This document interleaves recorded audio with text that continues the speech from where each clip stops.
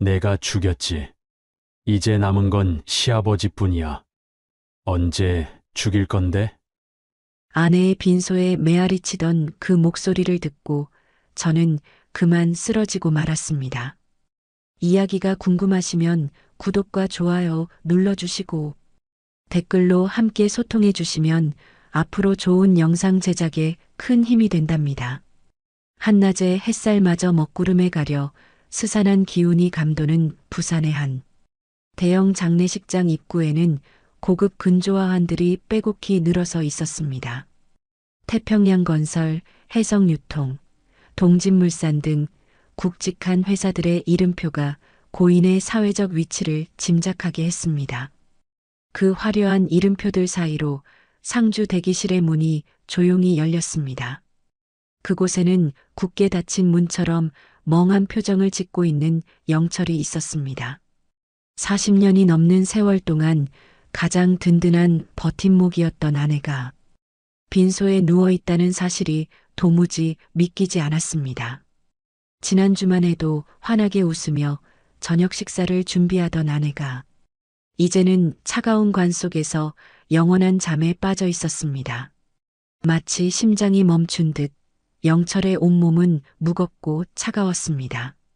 얼마 전 외동아들 준호를 잃었을 때도 세상이 무너지는 것 같았지만 그때는 아내가 곁에 있어 겨우 버틸 수 있었습니다. 하지만 이제는 아내마저 곁을 떠났습니다.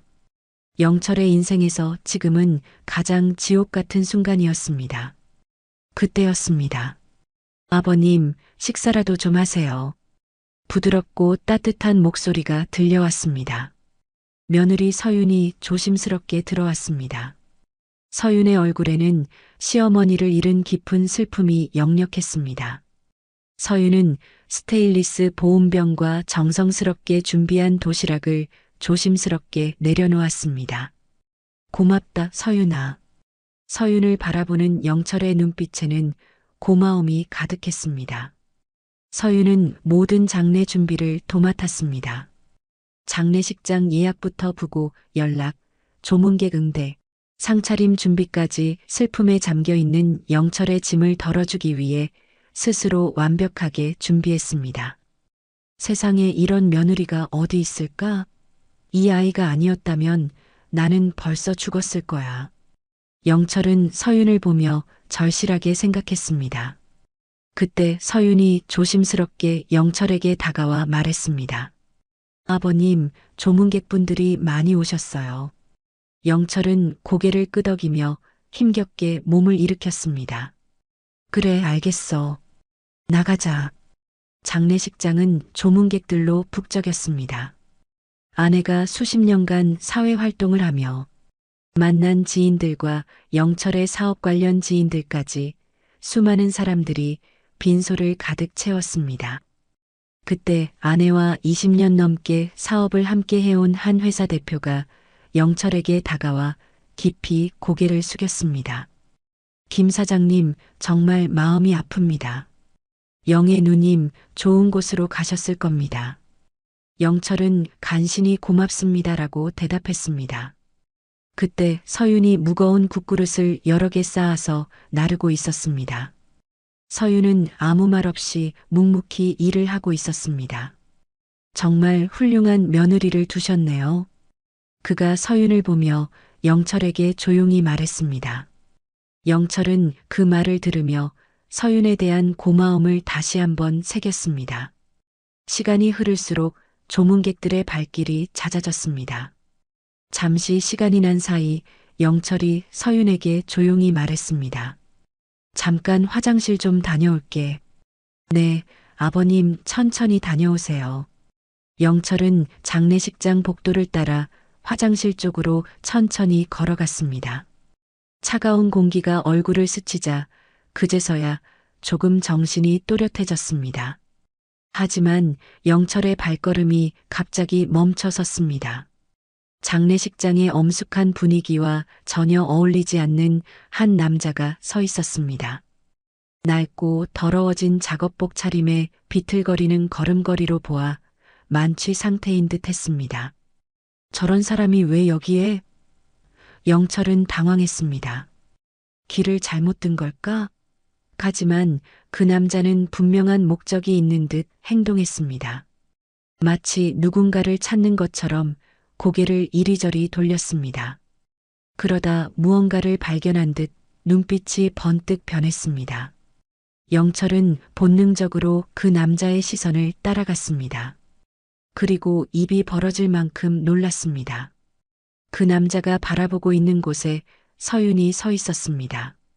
이게 뭐지? 뭔가 심상치 않은 기운이 감돌았습니다. 그 남자가 서윤 쪽으로 곧장 걸어갔습니다. 그러자 서윤이 깜짝 놀라며 뒤로 반걸음 물러섰습니다. 그가 서윤의 팔을 거칠게 잡았습니다. 서윤이 고개를 저으며 뭔가 거부하는 듯한 제스처를 보였습니다. 하지만 그는 계속 무언가를 요구하는 것 같았습니다. 둘 사이에 기싸움이 팽팽했습니다. 결국 서윤은 한숨을 내쉬고는 그 남자를 따라 복도 끝에 빈 방으로 향했습니다. 영철은 이 상황이 이해되지 않았습니다. 도대체 무슨 일이지? 서윤이가 저 사람이랑 무슨 사이인 거지? 영철은 조심스럽게 그들이 들어간 방 쪽으로 다가갔습니다. 빈 방 문 앞에 섰을 때 문틈 사이로 낮은 목소리가 새어나왔습니다. 서윤의 목소리였습니다. 여기가 어디라고 찾아와? 당장 여기서 나가. 서윤의 얼굴에 차가운 분노가 서려 있었습니다. 그 남자가 웃었습니다. 비꼬는 듯한 섬뜩한 웃음이었습니다. 그가 서윤의 어깨에 손을 올리며 더욱 가까이 다가갔습니다. 그리고 서윤의 귀에 입을 바짝 대고 낮은 목소리로 말을 꺼냈습니다. 내가 죽였지? 그 순간 영철의 머리에 번개가 내리쳤습니다. 뭐라고? 이게 대체 무슨... 영철의 다리에 힘이 풀리면서 그 자리에서 주저앉을 뻔했습니다. 그 말을 들은 서윤의 얼굴도 하얗게 질렸습니다. 뭔 소리야? 미쳤어? 미쳤냐고. 제정신이야? 왜 또 이래? 아직 정신 못 차린 거야? 그는 서윤의 반응을 유심히 살폈습니다. 그녀의 떨리는 눈동자, 창백해진 얼굴빛을 놓치지 않았습니다. 그가 다시 입을 열었습니다. 이제 남은 건 시아버지뿐이야. 그 말을 듣는 순간 영철의 머릿속이 완전히 하얗게 변했습니다. 귀에서 윙거리는 소리가 났고 눈앞이 어지러질했습니다. 서윤이 점점 뒷걸음질 쳤습니다. 눈에는 공포와 분노가 뒤섞여 있었습니다. 너 지금 말 다 했어? 그게 지금 나한테 할 소리야? 그러자 그가 비웃으며 더욱 가까이 다가갔습니다. 그리고 마침내 마지막 말을 던졌습니다. 그래서 언제 죽일 건데? 그 한마디가 영철의 마음을 완전히 박살냈습니다. 숨이 쉬어지지 않았습니다. 가슴이 조여들면서 극심한 공포가 전신을 휩쓸었습니다. 이게 무슨 말이야? 대체 지금까지 믿고 의지했던 며느리.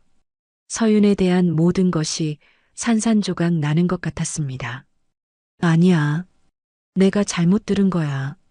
뭔가 오해가 있을 거야. 영철은 자신을 달래고 있었습니다. 그때였습니다. 방 안에서 발소리가 들렸습니다. 곧 나올 모양이었습니다. 영철은 황급히 그 자리를 벗어났습니다. 다리가 후들거려서 제대로 걷기 어려웠지만 남은 힘을 쥐어짜 빠르게 걸었습니다. 복도를 걸어가는 동안 계속 그 대화가 맴돌았습니다. 내가 죽였지. 이제 남은 건 시아버지뿐이야. 언제 죽일 건데? 빈소에 도착했을 때 영철은 이미 한계 상황이었습니다. 식은땀이 등줄기를 타고 흘러내리고 있었고 다리에는 전혀 힘이 들어가지 않았습니다. 결국 그대로 쓰러졌습니다. 쿵. 그때 멀리서 서윤의 목소리가 들렸습니다. 아버님. 그녀는 영철을 끌어안으며 울부짖었습니다. 119 불러줘요. 빨리. 서윤의 다급한 목소리가 장례식장을 뒤흔들었습니다. 영철은 의식이 흐릿해져 가는 가운데서도 그 섬뜩한 대화를 떠올리고 있었습니다. 그리고 자신을 안고 있는 서윤의 얼굴을 바라보았습니다. 과연 저 눈물은 진짜일까? 아니면 완벽한 연기일까? 그 의문을 품은 채 영철은 어둠 속으로 빠져들었습니다. 얼마가 지났는지 모를 오후 하얀 형광등이 영철의 눈을 찔렀습니다. 영철은 천천히 눈꺼풀을 들어 올리며 어디인지 파악하려 했습니다. 코끝을 자극하는 차가운 소독약 냄새와 어디선가 들려오는 기계음이 귓가를 맴돌았습니다. 조금씩 그때의 기억이 되살아나기 시작했습니다. 장례식장, 섬뜩한 대화, 서윤의 차갑게 변한 목소리, 영철의 온몸이 다시 오싹해졌습니다. 심장이 불규칙하게 뛰기 시작했고 손바닥에 차가운 땀이 배어 나왔습니다. 그때였습니다. 병실 문이 조심스럽게 열렸습니다. 어머, 깨셨네요. 부드럽고 따뜻한 목소리와 함께 간호사가 들어왔습니다.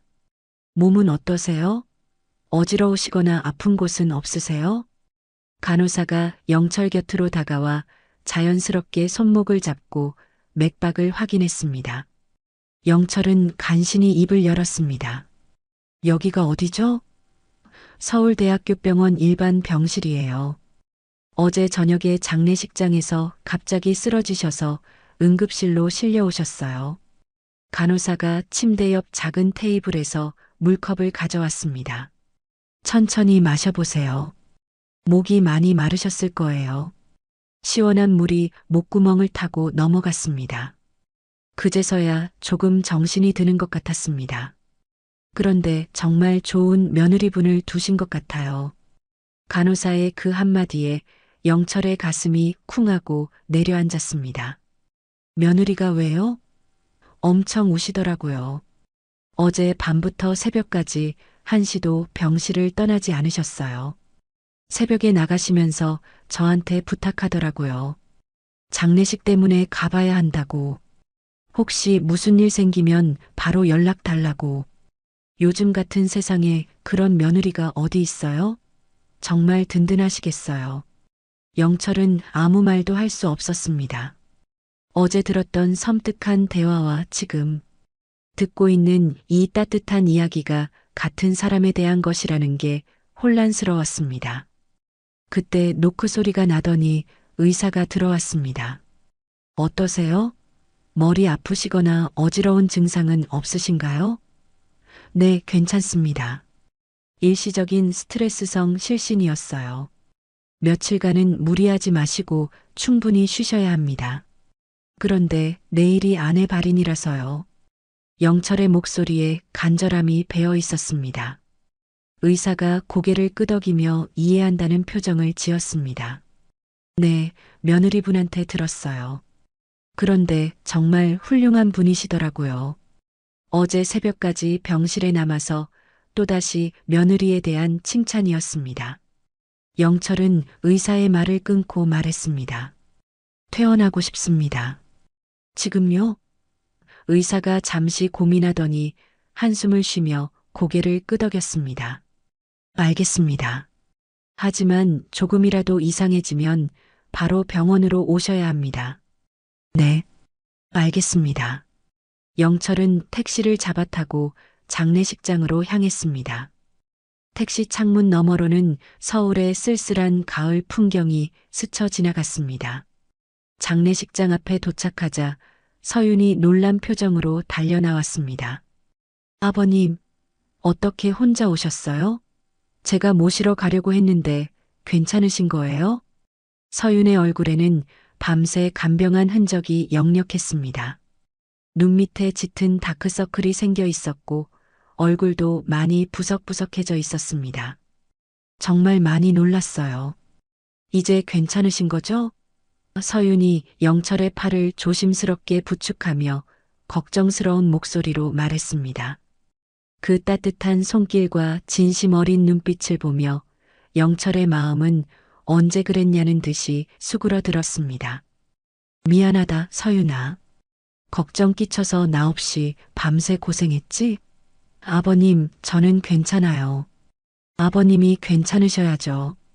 영철은 진심으로 걱정하고 있는 서윤의 얼굴을 유심히 살펴봤습니다. 그리곤 곧 안심했습니다. 그래, 내가 무슨 생각을? 서윤이가 그럴 리가 없지. 내가 오해하고 있는 걸 거야. 그렇게 하루가 지났습니다. 다음 날 새벽 발인 준비가 시작되었습니다. 장례식장 직원들이 정중하게 들어와 관을 웅구차에 실었습니다. 영철은 서윤과 함께 웅구차를 따라 화장장으로 향했습니다. 화장장은 경기도 외곽의 조용한 곳에 있었습니다. 주변에는 산과 들판이 펼쳐져 있었고 가을 안개가 자욱하게 끼어 더욱 쓸쓸한 분위기를 자아냈습니다. 이제 마지막 작별의 시간이 다가왔습니다. 관 뚜껑이 열리고 아내의 평화로운 얼굴이 마지막으로 드러났습니다. 40년을 함께 살면서 화를 내거나 큰 소리를 낸 적이 거의 없었던 아내가 이제는 말없이 잠들어 있었습니다. 영철은 관 앞에 무릎을 꿇고 엎드렸습니다. 뜨거운 눈물이 볼을 타고 흘러내렸습니다. 여보, 잘 가. 목이 메어서 제대로 목소리가 나오지 않았습니다. 그동안 정말 수고 많았어. 고마웠어. 사랑해. 영철이 아내의 손을 잡았습니다. 이미 차가워진 손이었지만 따뜻했던 아내의 온기가 아직도 느껴지는 것 같았습니다. 그 순간이었습니다. 갑자기 영철의 가슴 깊은 곳에서 억누를 수 없는 말이 올라왔습니다. 그런데 여보, 혹시 당신 서윤이 때문에 죽은 거 아니지? 그 말이 입 밖으로 나오는 순간 영철 자신도 깜짝 놀랐습니다. 자신도 몰랐던 마음 깊은 곳에 숨겨둔 의심이 드러난 것입니다. 아니라고 말해줘. 제발. 영철은 관에 이마를 대고 흐느꼈습니다. 뜨거운 눈물이 관 위로 떨어졌습니다. 아버님. 뒤에서 서윤의 조심스러운 목소리가 들렸습니다. 이제 가야 해요. 영철은 눈물을 닦고 천천히 일어났습니다. 관이 화장장 안으로 들어가는 것을 마지막까지 지켜봤습니다. 장례가 모두 끝나고 집으로 돌아온 영철은 텅 빈 집의 쓸쓸함에 홀로 남겨진 고독을 느꼈습니다. 그의 안경이 거실 탁자 위에 그대로 놓여 있었고 침실에는 아내가 입던 잠옷이 걸려 있었습니다. 모든 것이 그대로인데 그 사람만 없었습니다. 그렇게 며칠이 지났습니다. 서윤이 찾아왔습니다. 두 손 가득 음식을 들고 왔습니다. 아버님, 혼자 계시니까 걱정돼서 왔어요. 고맙다, 서윤아. 두 사람은 거실에 마주 앉아 차를 마시며 담소를 나누었습니다. 평소처럼 따뜻하고 자연스러운 대화였습니다. 찻잔을 내려놓으며 서윤이 조심스럽게 말문을 열었습니다. 아버님, 이제 아버님도 혼자시고 저도 혼자인데 혹시 같이 살면 어떨까요? 영철은 그 제안을 듣고 마음이 복잡해졌습니다. 만약 그날의 그 대화가 사실이라면 함께 산다는 것은 자기 자신을 죽음으로 모는 일이었습니다. 하지만 명백한 증거도 없는 상황에서 그 말을 믿고 살아갈 수는 없었습니다. 그리고 무엇보다 아내마저 떠난 지금이 너무 외로웠고 서윤은 여전히 너무나 따뜻하고 다정했습니다. 그래, 서윤아, 내가 괜찮다면 나도 좋아. 정말요? 서윤의 얼굴이 환하게 밝아졌습니다. 진심으로 기뻐하는 모습이었습니다. 감사합니다. 그럼 이번 주말에 짐 정리해서 올게요. 그렇게 서윤과의 동거가 시작되었습니다. 서윤은 정말 완벽했습니다. 집안일을 깔끔하게 해주고 맛있는 음식을 해주고 영철의 기분까지 세심하게 살펴주었습니다. 며느리와 함께 사는 것이 이렇게 편안하고 좋을 줄 몰랐습니다. 그러던 어느 오후였습니다. 영철이 동네 한 바퀴를 돌고 집으로 돌아가는 길의 맞은편에서 비틀거리며 걸어오는 한 사람이 보였습니다. 영철의 발걸음이 갑자기 멈춰섰습니다. 저 사람은 장례식장에서 서윤과 그 섬뜩한 대화를 나눈 바로 그 남자였습니다. 영철의 심장이 갑자기 빨라지기 시작했습니다. 그때의 모든 기억이 생생하게 되살아났습니다. 그는 영철이 자신을 뚫어지게 쳐다보고 있는 것을 느끼고 불쾌한 표정으로 다가왔습니다. 뭘 봐? 어이 늙은이. 뭐 불만 있어? 거친 목소리였습니다. 입에서는 독한 소주 냄새가 진동했습니다. 영철은 아무 대답도 하지 않고 그를 계속 응시했습니다. 이거 봐라. 내 말 무시해? 그가 점점 짜증을 내며 영철을 밀치려고 손을 들었습니다. 바로 그 순간이었습니다. 영철이 조용하지만 또렷하게 입을 열었습니다. 박서윤 알죠? 그의 손이 공중에서 그대로 멈췄습니다. 얼굴에 당황한 기색이 번졌습니다. 입이 벌어진 채 영철을 바라봤습니다.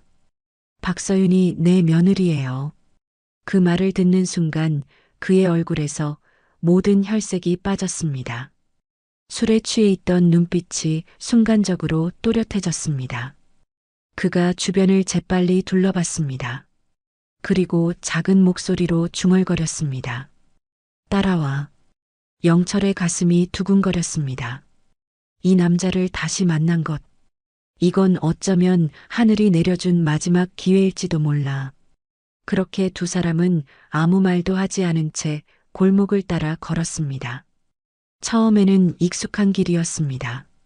하지만 걸음을 옮길수록 점점 낡은 건물들이 늘어났습니다. 페인트가 벗겨진 담벼락, 고장난 가로등 영철의 동네와는 전혀 다른 세상이었습니다. 잠시 후 그가 멈춰선 곳은 낡은 다가구 주택의 반지하였습니다. 철문은 녹이 슬어 있었고 작은 창문에는 철창이 촘촘히 박혀 있었습니다. 계단을 내려가자 눅눅한 냄새가 코를 찔렀습니다. 곰팡이 냄새와 함께 뭔가 썩은 듯한 냄새가 뒤섞여 있었습니다. 그가 열쇠를 꺼내 문을 열었습니다. 삐걱거리는 소리와 함께 문이 열리자 지독한 술 냄새가 밖으로 새어나왔습니다. 들어오세요. 영철은 잠시 주저했습니다. 순간 이곳에 들어가는 것이 맞을까? 하는 생각이 들었습니다. 하지만 여기까지 온 이상 포기할 수는 없었습니다. 방 안은 충격적이었습니다. 온통 쌓여있는 빈 소주병들이 눈에 들어왔습니다. 방 한쪽에는 찌그러진 냄비와 그릇들이 쌓여 있었고 다른 쪽에는 더러워진 옷가지들이 무더기로 놓여 있었습니다. 앉으세요. 그가 비교적 깨끗해 보이는 바닥을 가리키며 말했습니다. 영철은 조심스럽게 앉았습니다. 그는 한참을 말없이 영철을 바라봤습니다. 입술을 몇 번 달싹이더니 마침내 무거운 입을 열었습니다.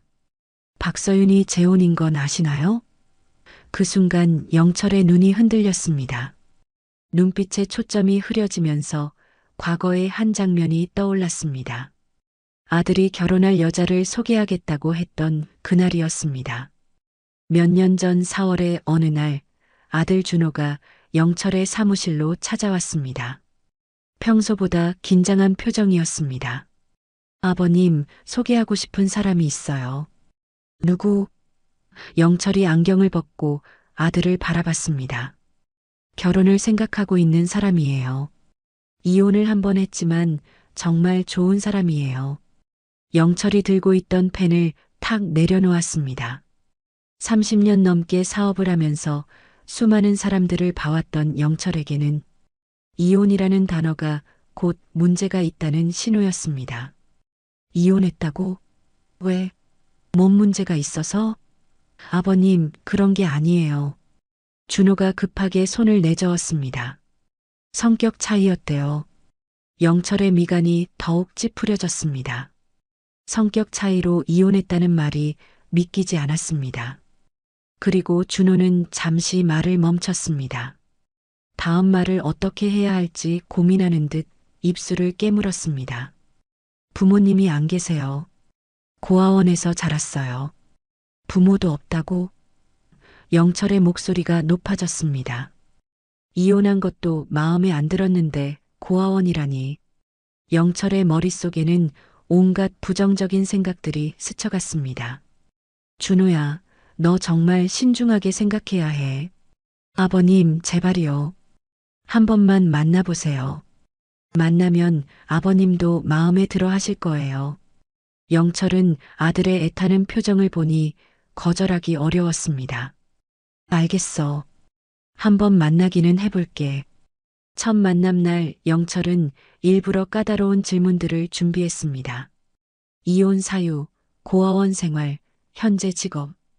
아들 앞에서 모든 것을 파헤쳐 결혼을 반대할 계획이었습니다.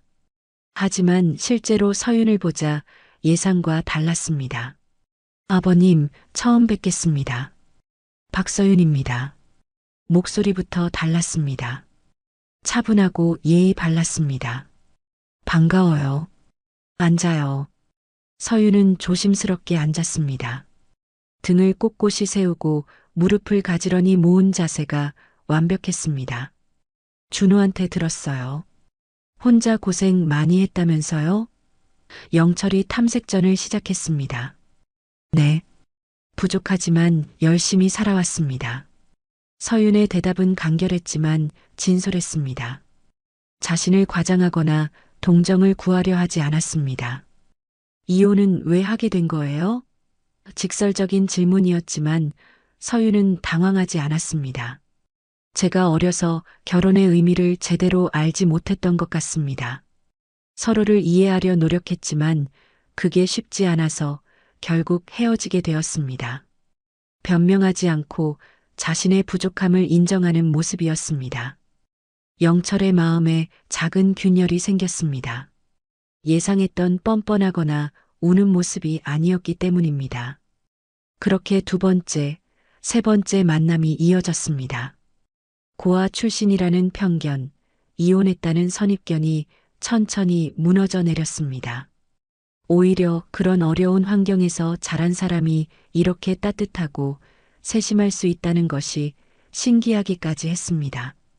그래, 서윤이 참 좋은 사람 같다. 결혼해라. 영철이 최종 승낙을 했을 때 준호는 눈물을 흘리며 고마워했습니다. 영철의 초점이 다시 현재로 돌아왔습니다. 그리고 한 가지 의문점이 들었습니다. 그런데 당신이 어떻게 우리 며느리가 재혼이라는 사실을 아시는 거죠? 영철의 질문에 그는 잠시 망설였습니다. 그리고는 깊은 한숨을 쉬며 중요한 결정을 내린 듯 영철을 똑바로 바라보며 말했습니다. 제 이름은 정진호. 제가 박서윤의 전남편입니다. 그 순간 영철의 가슴이 철렁 내려앉았습니다. 숨이 막혔습니다. 뭐라고요? 전남편이라고요? 진호가 고개를 끄덕였습니다. 그의 눈에서 눈물이 흘러내렸습니다. 영철의 머리에서 그날의 일이 스쳐 지나갔습니다. 그날 장례식장에서 들었어요. 당신과 며느리가 하는 이야기를 내가 죽였지라고, 이제 시아버지만 남은 거야라고. 영철이 그 말들을 하나하나 되풀이할 때마다 진호의 얼굴에서는 절망과 안도가 동시에 스쳐갔습니다. 그래서 당신을 찾아온 겁니다. 왜 며느리에게 그런 말을 한 건지 그 이유를 듣고 싶어요. 영철의 말에 진호는 잠시 망설였습니다. 그리고는 무거운 목소리로 말했습니다. 저는 이렇게 보시다시피 술에 절어 살고 있습니다. 아무도 제 말을 믿지 않을 겁니다. 그리고 제게 들은 이야기를 다른 사람에게 하면 당신도 이상한 사람 취급을 받을 수 있습니다. 그럼에도 제 이야기를 들으실 건가요? 제 이야기를 듣고 당신의 인생이 완전히 무너질 수 있다고 해도요. 영철은 한치의 망설임도 없이 고개를 끄덕였습니다. 네, 들어야겠어요. 영철의 단호한 대답을 듣고 진호는 깊은 한숨을 내쉬었습니다. 그리고는 비극적인 과거로 거슬러 올라가는 무거운 입을 열기 시작했습니다. 진호의 기억 속에서 신혼의 달콤함이 아직 채 가시지 않은 따뜻했던 시절이 떠올랐습니다. 진호와 서윤 두 사람은 진호가 직접 마련한 아파트에서 행복한 나날을 보내고 있었습니다. 사회 초년생이었던 진호에게 서윤은 든든한 버팀목이자 인생의 동반자였습니다. 여보, 힘내요. 내가 있잖아요. 서윤은 항상 진호에게 힘이 되어 주었습니다. 하지만 무엇보다 진호를 감동시킨 것은 서윤이 시어머니를 대하는 모습이었습니다. 진호의 어머니는 78을 넘긴 고령이었고 무릎이 아파서 거동이 불편했습니다. 혼자 사시기에는 여러모로 걱정이 많았지만 독립심이 강하셔서 아들 집에 함께 사는 것을 거부하셨습니다. 서윤은 그런 시어머니를 친어머니처럼 모셨습니다. 일주일에 4, 5번은 꼭 안부를 확인하러 갖고 갈 때마다 정성스럽게 만든 반찬들을 가득 들고 갔습니다. 어머님, 무릎은 어떠세요? 약은 잘 챙겨 드시고 계세요? 서윤은 시어머니 곁에 앉아 다정한 목소리로 안부를 물었습니다. 세상에 이런 며느리가 어디 있어? 난 정말 복받았어. 어머니는 서윤을 바라보며 환한 웃음을 지으셨습니다. 하지만 이 행복은 오래가지 않았습니다. 그날은 평범한 어느 주말 오후였습니다. 진호는 집에서 휴식을 취하고 있었습니다.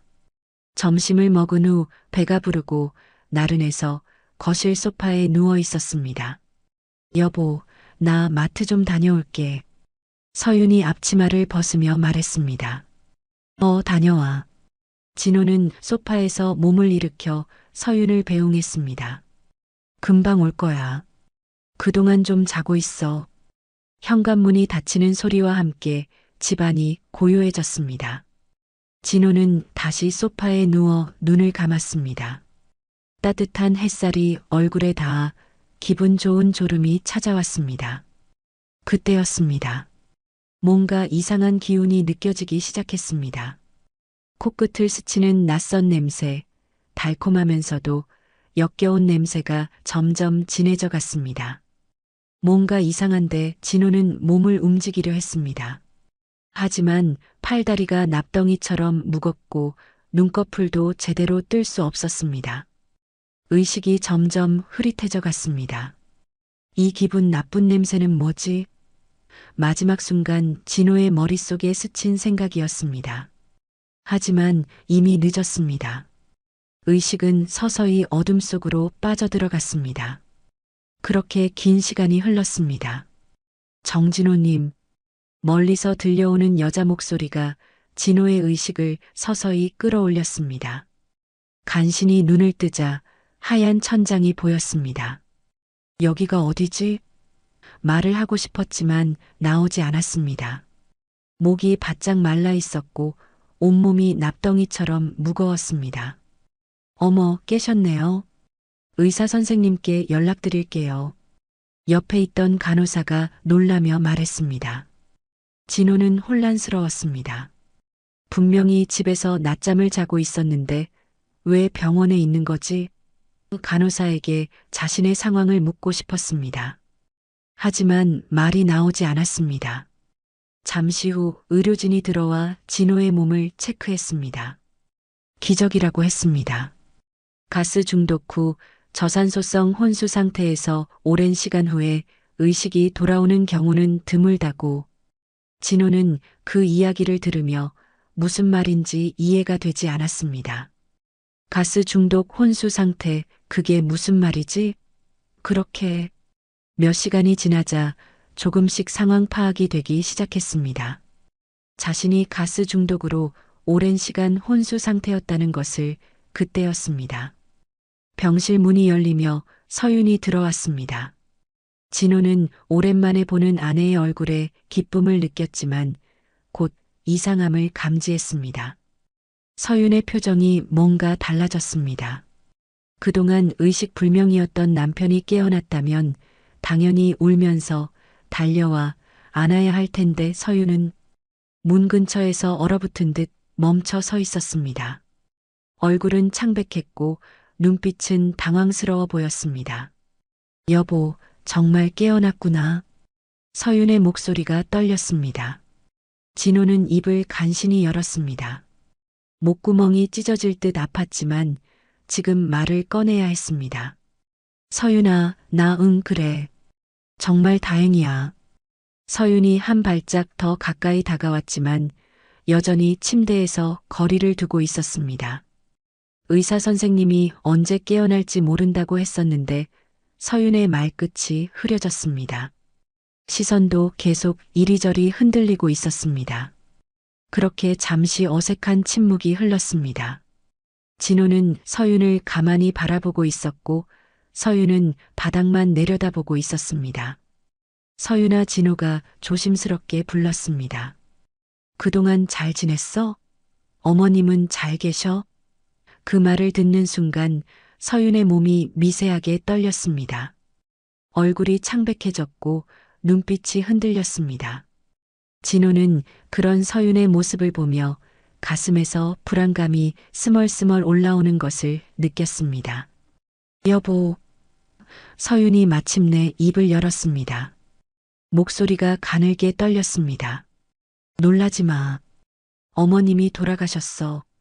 진호의 머리가 하얘졌습니다. 가슴이 철렁 내려앉으면서 숨이 막혔습니다. 침대에서 일어나려 했지만 몸이 말을 듣지 않았습니다.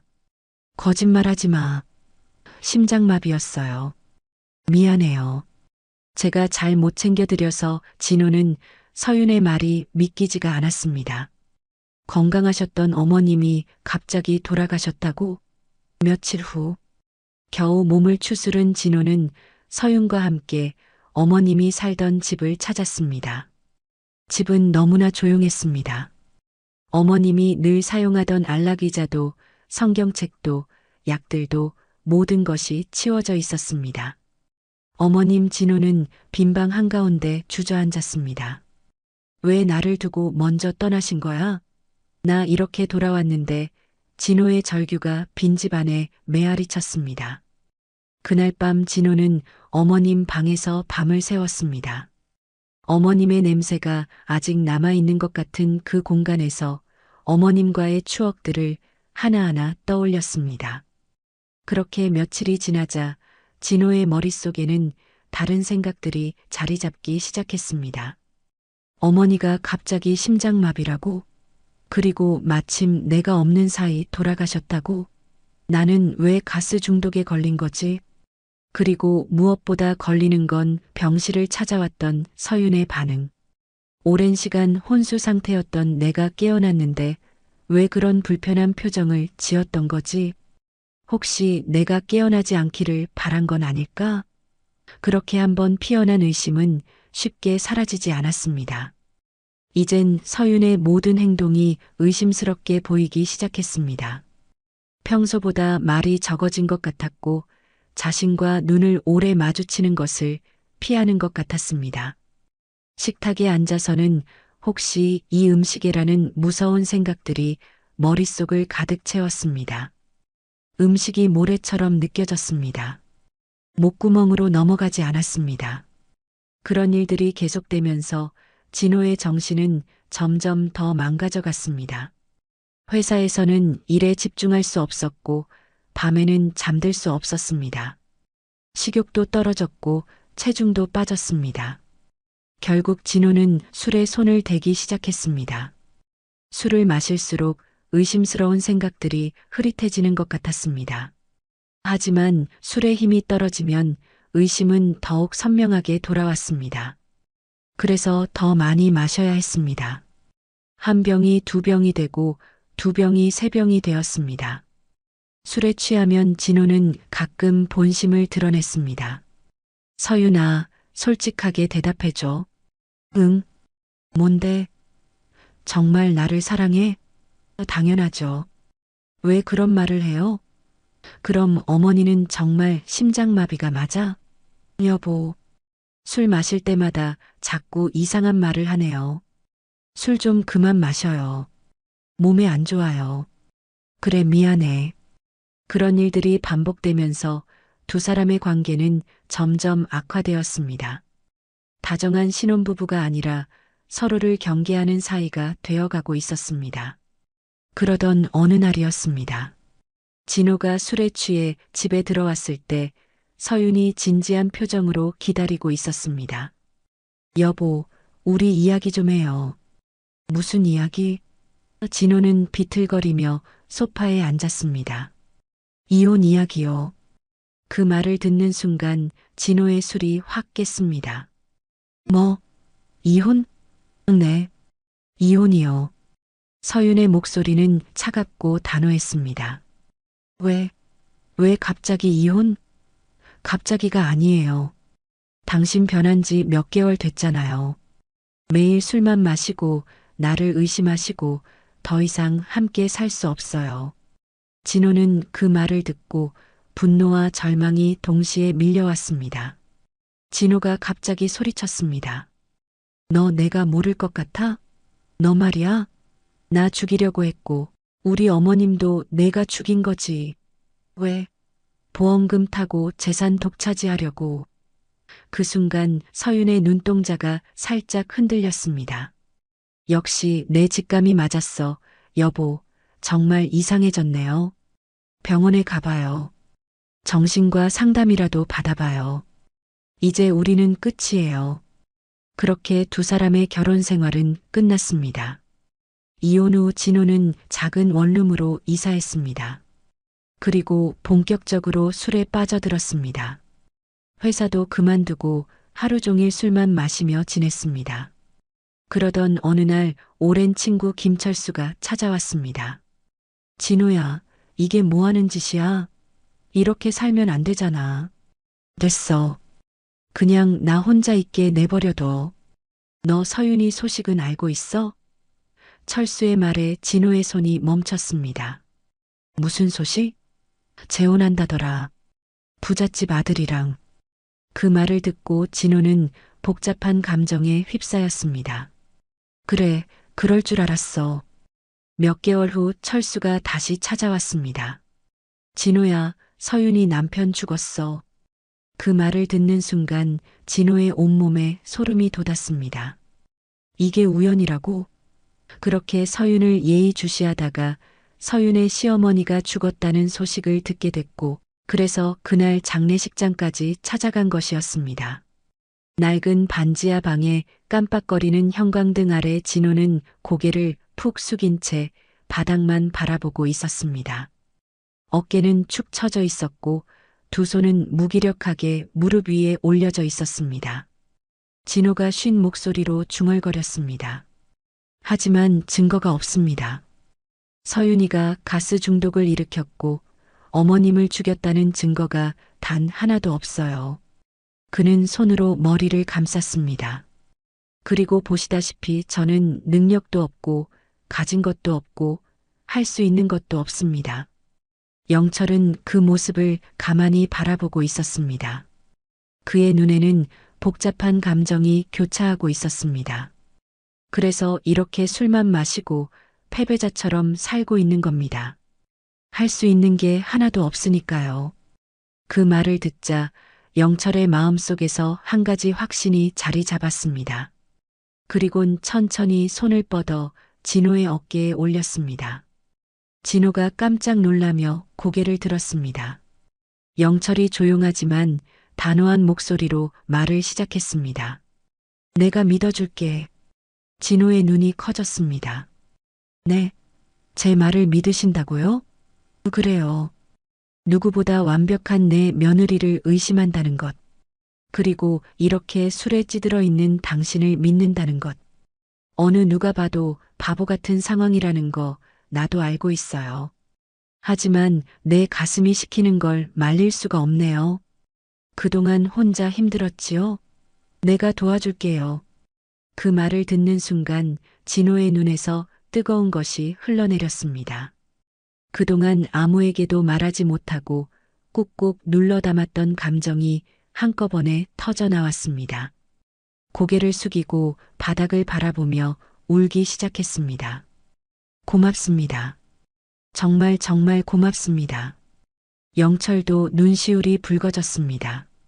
두 사람 사이에 묘한 연대감이 형성되었습니다. 나이도 다르고 환경도 다르지만 하나의 목적을 두고 같은 방향을 바라보는 동료가 된 것입니다.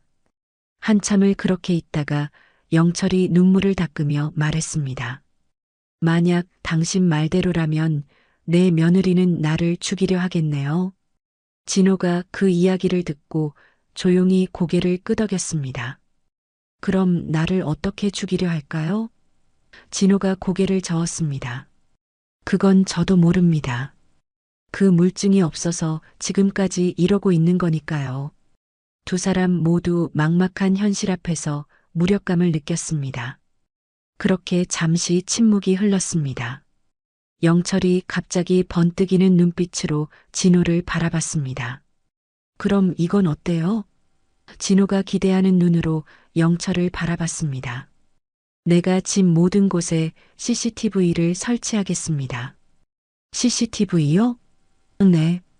며느리를 감시하기 위해서요. 그럼 며느리가 나한테 뭘 하려고 하는지, 어떤 방법으로 나를 죽이려고 하는지 다 찍힐 테니까요. 하지만 문제가 하나 있어요. 영철의 표정이 다시 어두워졌습니다. CCTV를 설치하려면 시간이 필요해요. 며느리가 집을 오래 비워두고 있어야 하는데 오래 집을 비우는 경우가 드물고 언제 나갈지도 예측하기 어려워요. 진호도 고개를 끄덕였습니다. 영철이 결단을 내린 듯 진호를 바라봤습니다. 내가 며느리가 나갈 때 알려줄 테니 그때 당신이 며느리를 붙잡아 두고 있어줘요. 진호의 눈이 커졌습니다. 하지만 어르신, 그건 너무 위험한 일이에요. 제가 실패라도 하면 그럼 모든 게 들통나버려요.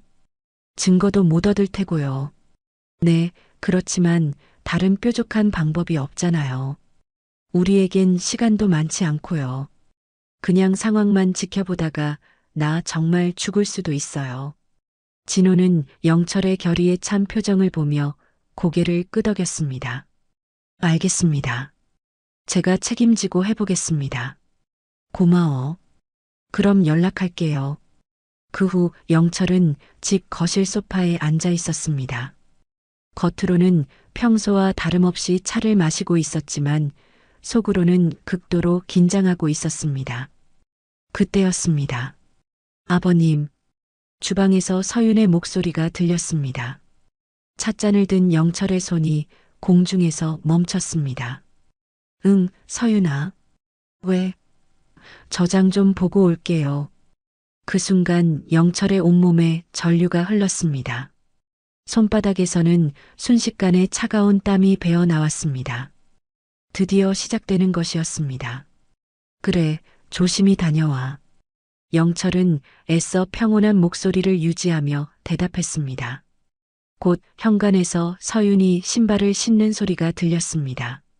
그리고 가방 지퍼를 여닫는 소리까지 곧 현관문이 열리고 닫히는 소리가 들렸습니다. 찰칵. 영철은 벌떡 일어나 창문으로 뛰어갔습니다.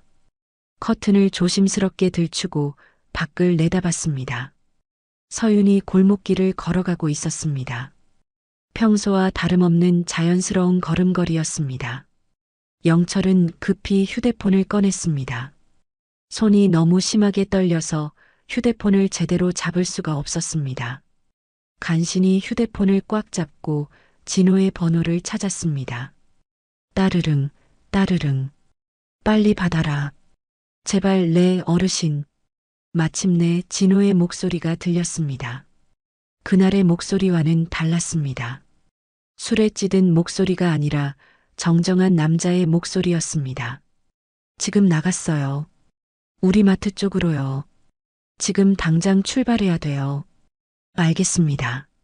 바로 가겠습니다. 진호의 단호한 대답과 함께 전화가 끊어졌습니다. 영철은 휴대폰을 내려놓고 가슴을 부여잡았습니다. 심장이 터질 것 같았습니다. 이제 다음 단계였습니다. 미리 메모해둔 CCTV 업체 번호를 찾아 떨리는 손으로 전화를 걸었습니다. 네, 메일 보안입니다. 안녕하세요. 저번에 예약한 사람인데요. CCTV 지금 당장 설치가 필요해요. 영철의 목소리에는 간절함이 배어 있었습니다. 죄송합니다. 오늘은 스케줄이 꽉 차 있어서 어려울 것 같고요. 다음 주쯤 예약하시면 안 돼요? 지금 당장 필요하다고요. 영철이 거의 절규하듯 소리쳤습니다.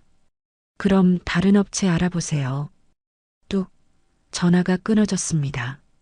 영철의 가슴이 철렁 내려앉았습니다. 이럴 수가 안 돼. 영철은 재빨리 다른 업체에 전화를 걸었습니다.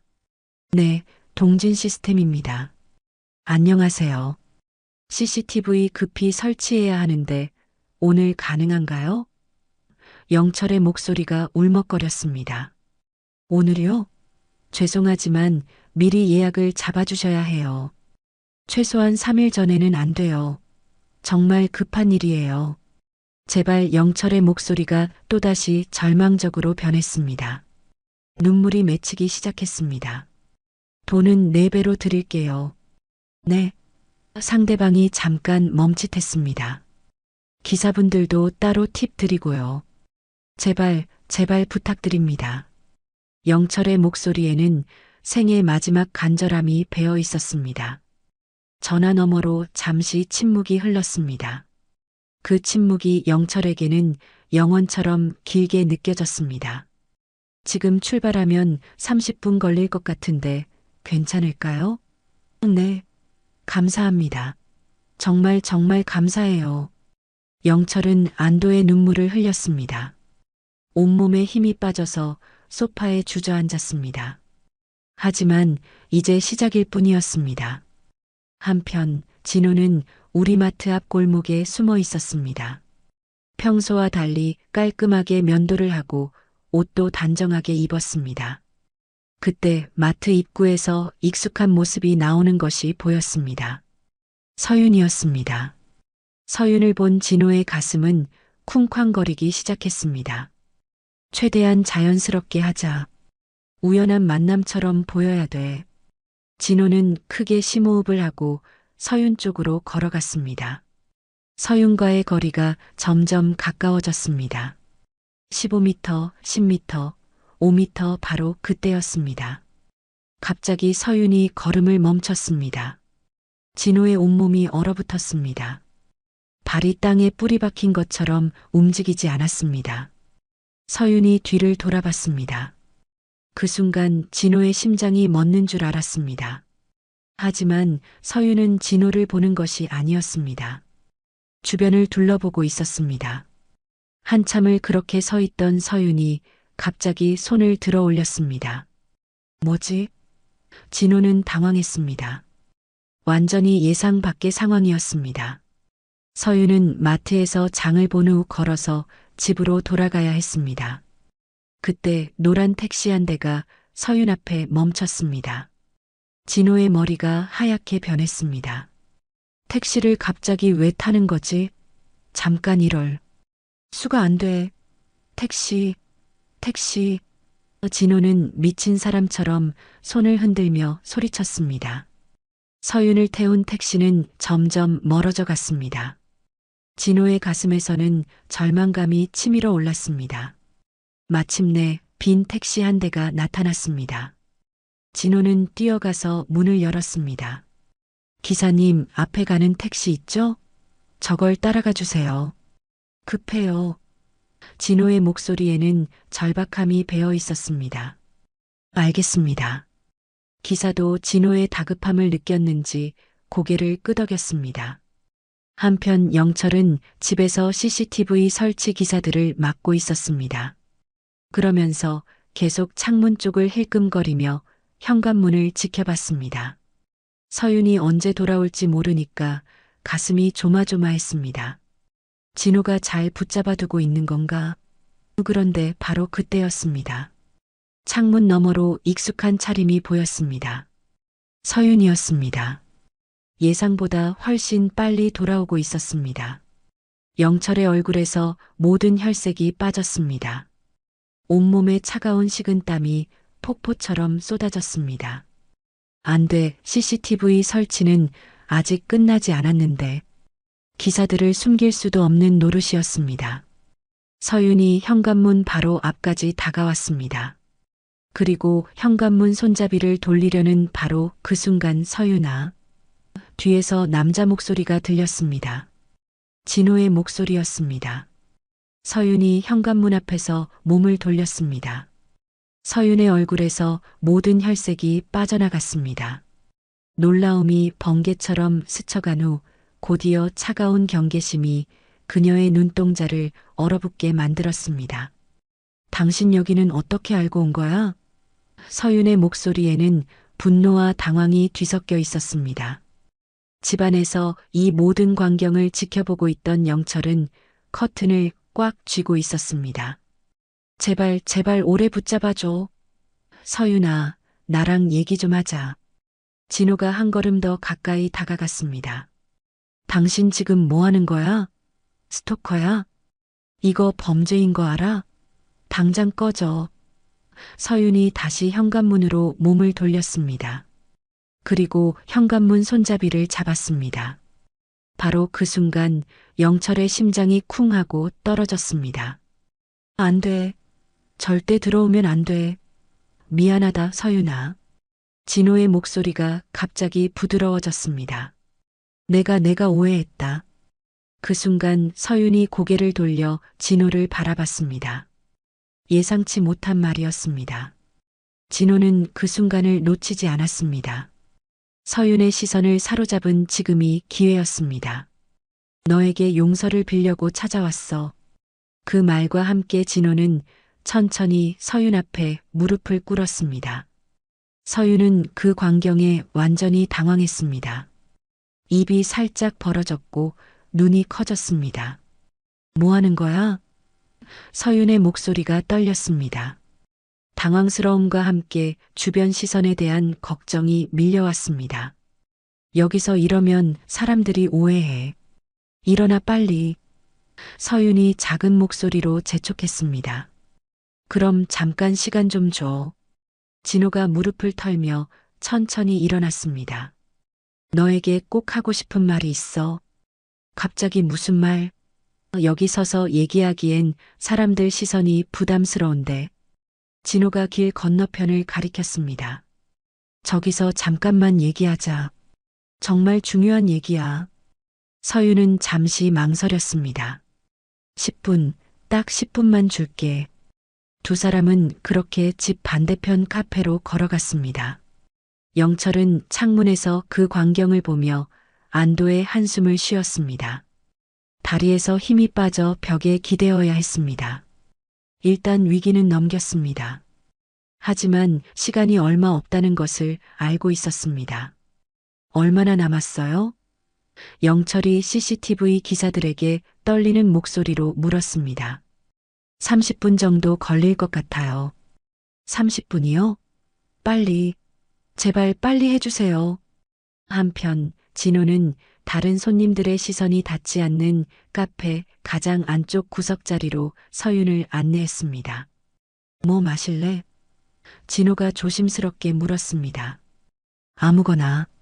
서윤이 무뚝뚝하게 대답했습니다. 진호가 카운터로 가서 아메리카노 2잔을 들고 돌아왔습니다. 그래서 할 말이 뭔데? 서윤이 차갑게 물었습니다. 미안해. 진호가 테이블에 두 손을 가지런히 올리고 고개를 숙였습니다. 내가 너를 오해했어. 오해? 응. 진호는 미리 준비해 온 말들을 차근차근 꺼내기 시작했습니다. 시간을 최대한 끌어야 했습니다. 내가 정말 바보 같았어. 아무리 생각해도 내가 그럴 사람이 아닌데. 내가 그때 정신이 너무 약해졌었나 봐. 서윤의 표정이 미묘하게 변했습니다. 어머니 돌아가신 것도 너의 잘못은 전혀 없는데 내가 이상한 의심을. 그럼 됐어. 서윤이 갑자기 자리에서 일어났습니다. 알겠으니까 이제 나 찾아오지 마. 잠깐. 진호가 급히 일어나며 서윤의 팔을 살짝 붙잡았습니다. 내가 진심으로 사과하는데 이렇게 차갑게 대해야겠어? 서윤이 진호의 손을 뿌리쳤습니다. 당신이 나를 그동안 어떻게 대했는지는 생각 안 해? 매일 술 마시고 나를 의심하고 이상한 소리나 하고 그런 걸 다 잊으라고? 사과 한마디면 다 해결될 것 같아? 정말 미안해. 그때는 내가 미쳤었나 봐. 그래서 이렇게 진심으로 사과하잖아. 내가 어떻게 해야 할까? 어떻게 해야 너의 마음이 조금 나아질 수 있을까? 진호가 애절하게 말했습니다. 손바닥에서는 땀이 나기 시작했습니다. 시간을 끌어야 한다는 압박감은 점점 커져갔습니다. 이미 지난 일이야. 당신이 할 수 있는 것은 없어. 돌아갈 수도 없고. 서윤의 목소리에는 단호함이 배어 있었습니다. 그래도 내 사과를 받아줘. 진심으로 미안해. 진호가 간절한 눈빛으로 말했습니다. 됐어. 다 필요 없어. 앞으로 제발 다시 날 찾아오지 마. 당신만 보면 그때의 아픔이 떠오르니까. 서윤이 다시 자리에서 일어났습니다. 서윤아, 서윤아, 제발. 진호가 애원했습니다. 하지만 서윤은 돌아보지 않고 카페 문을 밀고 나갔습니다. 진호는 그 뒷모습을 바라보며 깊은 한숨을 쉬었습니다. 서윤은 차가운 바람을 맞으며 빠른 걸음으로 집을 향해 걸었습니다. 진호와의 만남이 몹시 불쾌했습니다. 현관문 앞에 도착한 서윤은 현관문을 열었습니다. 아버님, 저 왔어요. 서윤의 목소리가 집안에 밝게 울려 퍼졌습니다. 진호와의 불쾌한 만남은 잊은 듯 평소처럼 다정하고 환한 목소리였습니다. 어머, 서윤아 왔구나. 장은 잘 봤어? 영철이 현관으로 나와 서윤을 맞았습니다. 네네. 맛있는 거 많이 사왔어요. 오늘 아버님 좋아하시는 갈비찜 해드릴게요. 오, 그거 좋다. 고마워, 서윤아. 그런데 좀 늦었네. 뭔 일 있었어? 아, 길에서 아는 사람을 만나서 잠깐 인사했어요. 그렇구나. 그럼 들어와서 좀 쉬어. 서윤이 집 안으로 들어가자 영철은 조심스럽게 주변을 둘러봤습니다. 혹시 CCTV 설치 흔적이 보이지 않는지 확인했습니다. 다행히 기사들이 매우 깔끔하게 작업해서 겉으로는 전혀 티가 나지 않았습니다. 서윤은 바로 부엌으로 가서 앞치마를 두르고 저녁 준비를 시작했습니다. 냉장고 문을 열고 재료들을 꺼내는 소리, 도마에 칼질하는 소리 모든 것이 평소와 다름없었습니다. 영철은 그런 서윤의 모습을 지켜봤습니다. 부엌에서 능숙하게 요리하는 며느리의 모습이 너무나 평범하고 다정해 보였습니다. 순간 영철의 가슴이 무거워졌습니다. 이제 집에 설치된 작은 카메라들이 서윤의 모든 움직임을 기록하게 될 것입니다. 그동안 딸처럼 아꼈던 며느리를 이렇게 감시해야 한다는 현실이 괴로웠습니다. 혹시 진호의 말이 틀렸다면 어떻게 하지? 영철의 마음. 한편에서는 아직 서윤을 믿고 싶은 마음이 남아 있었습니다. 아버님, 저녁 준비 거의 다 됐어요. 부엌에서 서윤의 밝은 목소리가 들렸습니다. 그날 저녁 식사는 평소와 다름없이 화기애애했습니다. 서윤은 여전히 다정했고 영철을 세심하게 챙겼습니다. 며칠 후 서윤이 잠깐 나간 사이였습니다. 영철은 서재에 홀로 앉아 있었습니다. 커다란 책상 위에 놓인 노트북 모니터에서는 파란빛이 은은하게 새어나와 그의 얼굴을 비추고 있었습니다. 그 얼굴은 무엇을 보았는지 피 한 방울 없이 창백했습니다. 입술은 바싹 말라 있었고 눈가는 떨리고 있었습니다. 모니터에서는 CCTV 영상이 재생되고 있었습니다. 어젯밤 주방의 모습이었습니다. 영철이 깊이 잠들어 있던 시간이었습니다. 화면 속에서 서윤이 주방으로 들어왔습니다. 발소리를 내지 않으려는 듯 발끝으로 조심스럽게 걸었습니다. 고개를 이리저리 돌리며 주변을 경계했습니다. 곧 서윤이 찬장 앞에 섰습니다. 세 번째 칸 가장 안쪽 깊숙한 곳을 열었습니다. 그곳에서 작은 통을 꺼냈습니다. 하얀색 가루가 들어있는 통이었습니다. 잠시 후 서윤이 냉장고를 열고 영철이 아침마다 마시는 우유를 꺼냈습니다. 그리고 그 하얀 가루를 조금 털어 넣었습니다. 그 모든 과정이 너무나 자연스럽고 익숙해 보였습니다. 서윤은 우유를 다시 냉장고에 넣고 하얀 가루통을 찬장 깊숙한 곳에 다시 숨겨두었습니다. 그렇게 모든 흔적을 말끔히 지운 후 발소리도 없이 주방에서 사라졌습니다. 영상이 끝났습니다. 영철은 의자에서 일어나려 했지만 다리에 힘이 하나도 들어가지 않았습니다. 저 아이가 정말로. 영철의 목소리가 떨렸습니다. 영철은 떨리는 다리를 간신히 움직여 서재를 나왔습니다. 복도를 걸을 때마다 무릎이 꺾일 것 같았습니다. 벽을 짚고 걸어야 했습니다. 주방까지 가는 길이 이렇게 멀게 느껴진 적이 없었습니다. 마침내 주방에 도착했습니다. 찬장 앞에 서서 세 번째 칸을 열었습니다. 손이 너무 떨려서 손잡이를 제대로 잡을 수 없었습니다. 세 번째 시도에서야 겨우 열 수 있었습니다.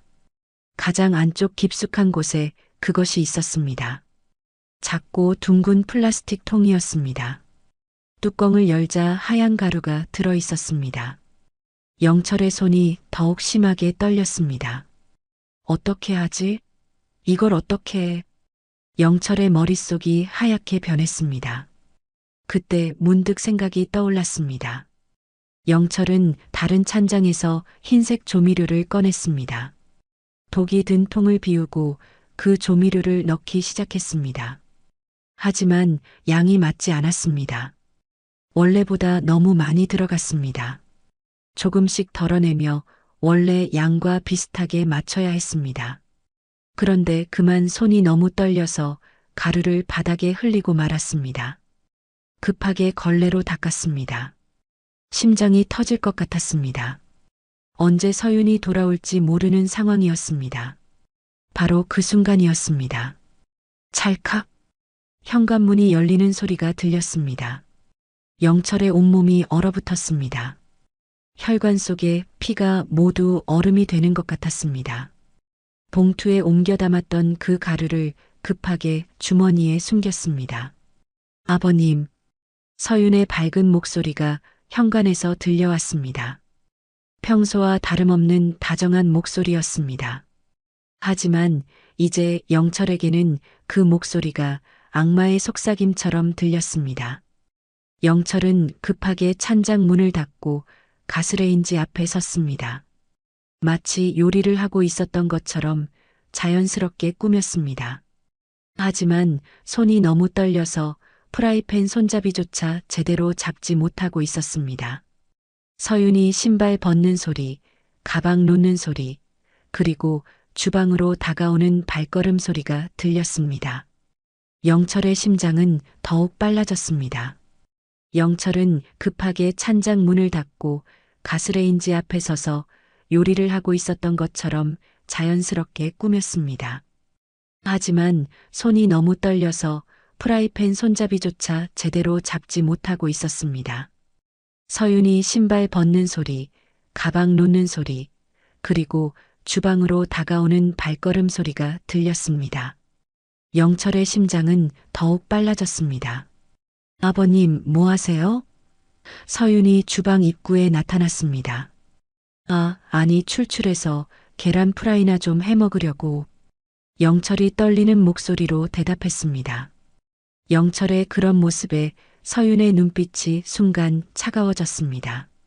그리곤 서윤의 눈은 주방을 천천히 아주 천천히 훑었습니다. 영철은 서윤의 그런 모습을 보며 온몸이 얼어붙었습니다. 그런데 아버님, 서윤이 입을 열었습니다. 목소리 톤이 미묘하게 변했습니다. 왜 그렇게 놀라셨어요? 그 질문과 함께 서윤의 시선이 영철의 얼굴에 고정되었습니다. 아니, 놀라다니 놀란 게 아니라 영철이 말을 더듬었습니다. 주머니 속에 숨겨둔 봉투는 뜨거운 돌덩이처럼 느껴졌습니다. 갑자기 들어와서 깜짝 그때 서윤이 한 발짝씩 영철에게 다가오기 시작했습니다. 영철은 본능적으로 한 발짝씩 뒤로 물러섰습니다. 하지만 뒤에는 싱크대가 있었습니다. 더 이상 물러날 곳이 없었습니다. 두 사람 사이에 거리가 팔을 뻗으면 닿을 정도로 가까워졌습니다. 혹시 뭔가 하시면 안 되는 일이라도 하셨어요? 서윤의 목소리에 위협적인 기운이 스며들었습니다. 영철의 심장이 미친 듯이 뛰기 시작했습니다. 아무것도 안 했어. 왜 그러니 서윤아, 무섭게? 그럼 왜 이렇게 식은땀을 흘리고 계세요? 서윤이 가늘고 긴 손가락으로 영철의 이마를 가리켰습니다. 그 손가락 끝이 영철에게는 칼날처럼 날카롭게 보였습니다. 정말로 영철의 이마에서는 구슬구슬 땀방울이 흘러내리고 있었습니다. 더워서 그래. 영철이 급하게 손등으로 이마를 닦았습니다. 하지만 손이 너무 떨려서 제대로 닦지 못했습니다. 서윤의 눈빛이 더욱 차갑게 변했습니다. 아버님, 계란 프라이를 하신다고 하셨는데 아버님 평소에 계란 잘 안 드시잖아요. 콜레스테롤 때문에 드시면 안 된다고 하시면서 영철은 할 말을 잃었습니다. 거짓말이 모두 들통나려 하고 있었습니다. 아니, 그렇긴 한데 배가 너무 고파서 말이야. 그렇군요. 그럼 어서 쉬세요. 제가 빨리 저녁 준비할게요. 서윤이 영철의 팔꿈치를 부드럽게 잡아 거실로 이끌었습니다. 그 손길은 여전히 다정했지만 영철에게는 차가운 쇠사슬처럼 느껴졌습니다. 거실 소파에 앉는 순간 영철의 온몸에서 힘이 빠져나갔습니다. 주머니를 무의식적으로 어루만지며 혹시 모양이 드러나지 않았는지 계속 확인했습니다. 부엌에서는 서윤이 움직이는 소리가 들렸습니다. 찬장 여는 소리, 그릇 꺼내는 소리, 모든 소리가 평소보다 크고 선명하게 들렸습니다. 시간이 흘러 저녁 7시가 되었습니다. 영철은 자신의 방에 홀로 앉아 있었습니다. 부엌에서는 여전히 서윤이 저녁을 준비하는 소리가 났습니다. 혹시 음식에 독을 타는 거 아니야? 영철은 더 이상 견딜 수 없었습니다. 진호에게 가야 했습니다. 봉투와 CCTV 영상을 가지고 가서 보여줘야 했습니다. 결심을 다지고 방문을 열었습니다. 복도로 나서자 부엌에서 나는 음식 냄새가 코끝을 스쳤습니다. 하지만 그 냄새마저 독처럼 느껴졌습니다. 서윤아. 영철이 부엌 입구에서 조심스럽게 불렀습니다. 네, 아버님. 서윤이 고개를 돌렸습니다. 나 산책 좀 나갔다 올게. 산책이요? 서윤의 손이 국자를 잡은 채 멈췄습니다. 눈썹이 살짝 올라갔습니다. 이 시간에요? 배고프시다면서요. 식사는 안 하세요? 응. 가슴이 갑자기 답답해서 바람 좀 쐬고 싶네. 서윤이 가스불을 끄고 앞치마 끈을 풀기 시작했습니다. 그럼 같이 갈까요? 그 얘기를 들은 순간 영철의 심장이 쿵 내려앉았습니다. 안 돼. 영철이 급하게 말했습니다. 아니야, 혼자 있고 싶어. 생각 정리도 좀 하고. 영철의 반응을 본 서윤의 표정이 미묘하게 변했습니다. 그래도 위험해요. 혼자 나가시기엔. 괜찮아. 멀리 가는 것도 아니고 동네 한 바퀴만 돌고 올게. 두 사람 사이에 잠시 침묵이 흘렀습니다. 서윤이 영철을 뚫어져라 쳐다봤습니다. 마치 상대의 다음 수를 예측하려는 체스 선수 같았습니다. 알겠어요. 그럼 조심히 다녀오세요. 그 말과 함께 서윤이 다시 요리로 돌아섰습니다. 영철은 자신의 방으로 들어가 문을 조용히 닫았습니다. 그리고 책상 서랍에서 USB를 꺼냈습니다. 그 다음 하얀 가루를 담은 봉지를 꺼냈습니다. 그리고 USB와 봉지를 가방 안쪽 주머니에 조심스럽게 넣었습니다. 가방을 챙겨 방문을 여는 순간 복도의 차가운 공기가 얼굴을 스쳤습니다. 영철은 최대한 발소리를 내지 않으려 했습니다. 더 이상 서윤이와 마주치고 싶지 않았습니다. 발끝으로 조심조심 걸었습니다. 복도 바닥에 나무가 삐걱거릴 때마다 심장이 쪼그라들었습니다. 현관에 도착해서 신발을 신으려는데 신발끈이 꼬여 있었습니다. 그때였습니다. 아버님, 지금 나가세요? 뒤에서 서윤의 목소리가 들렸습니다. 영철의 온몸이 얼어붙었습니다. 응, 지금 나가려고. 영철이 겨우 대답했습니다. 조심히 다녀오세요. 서윤의 말투에 묘한 느낌이 있었습니다.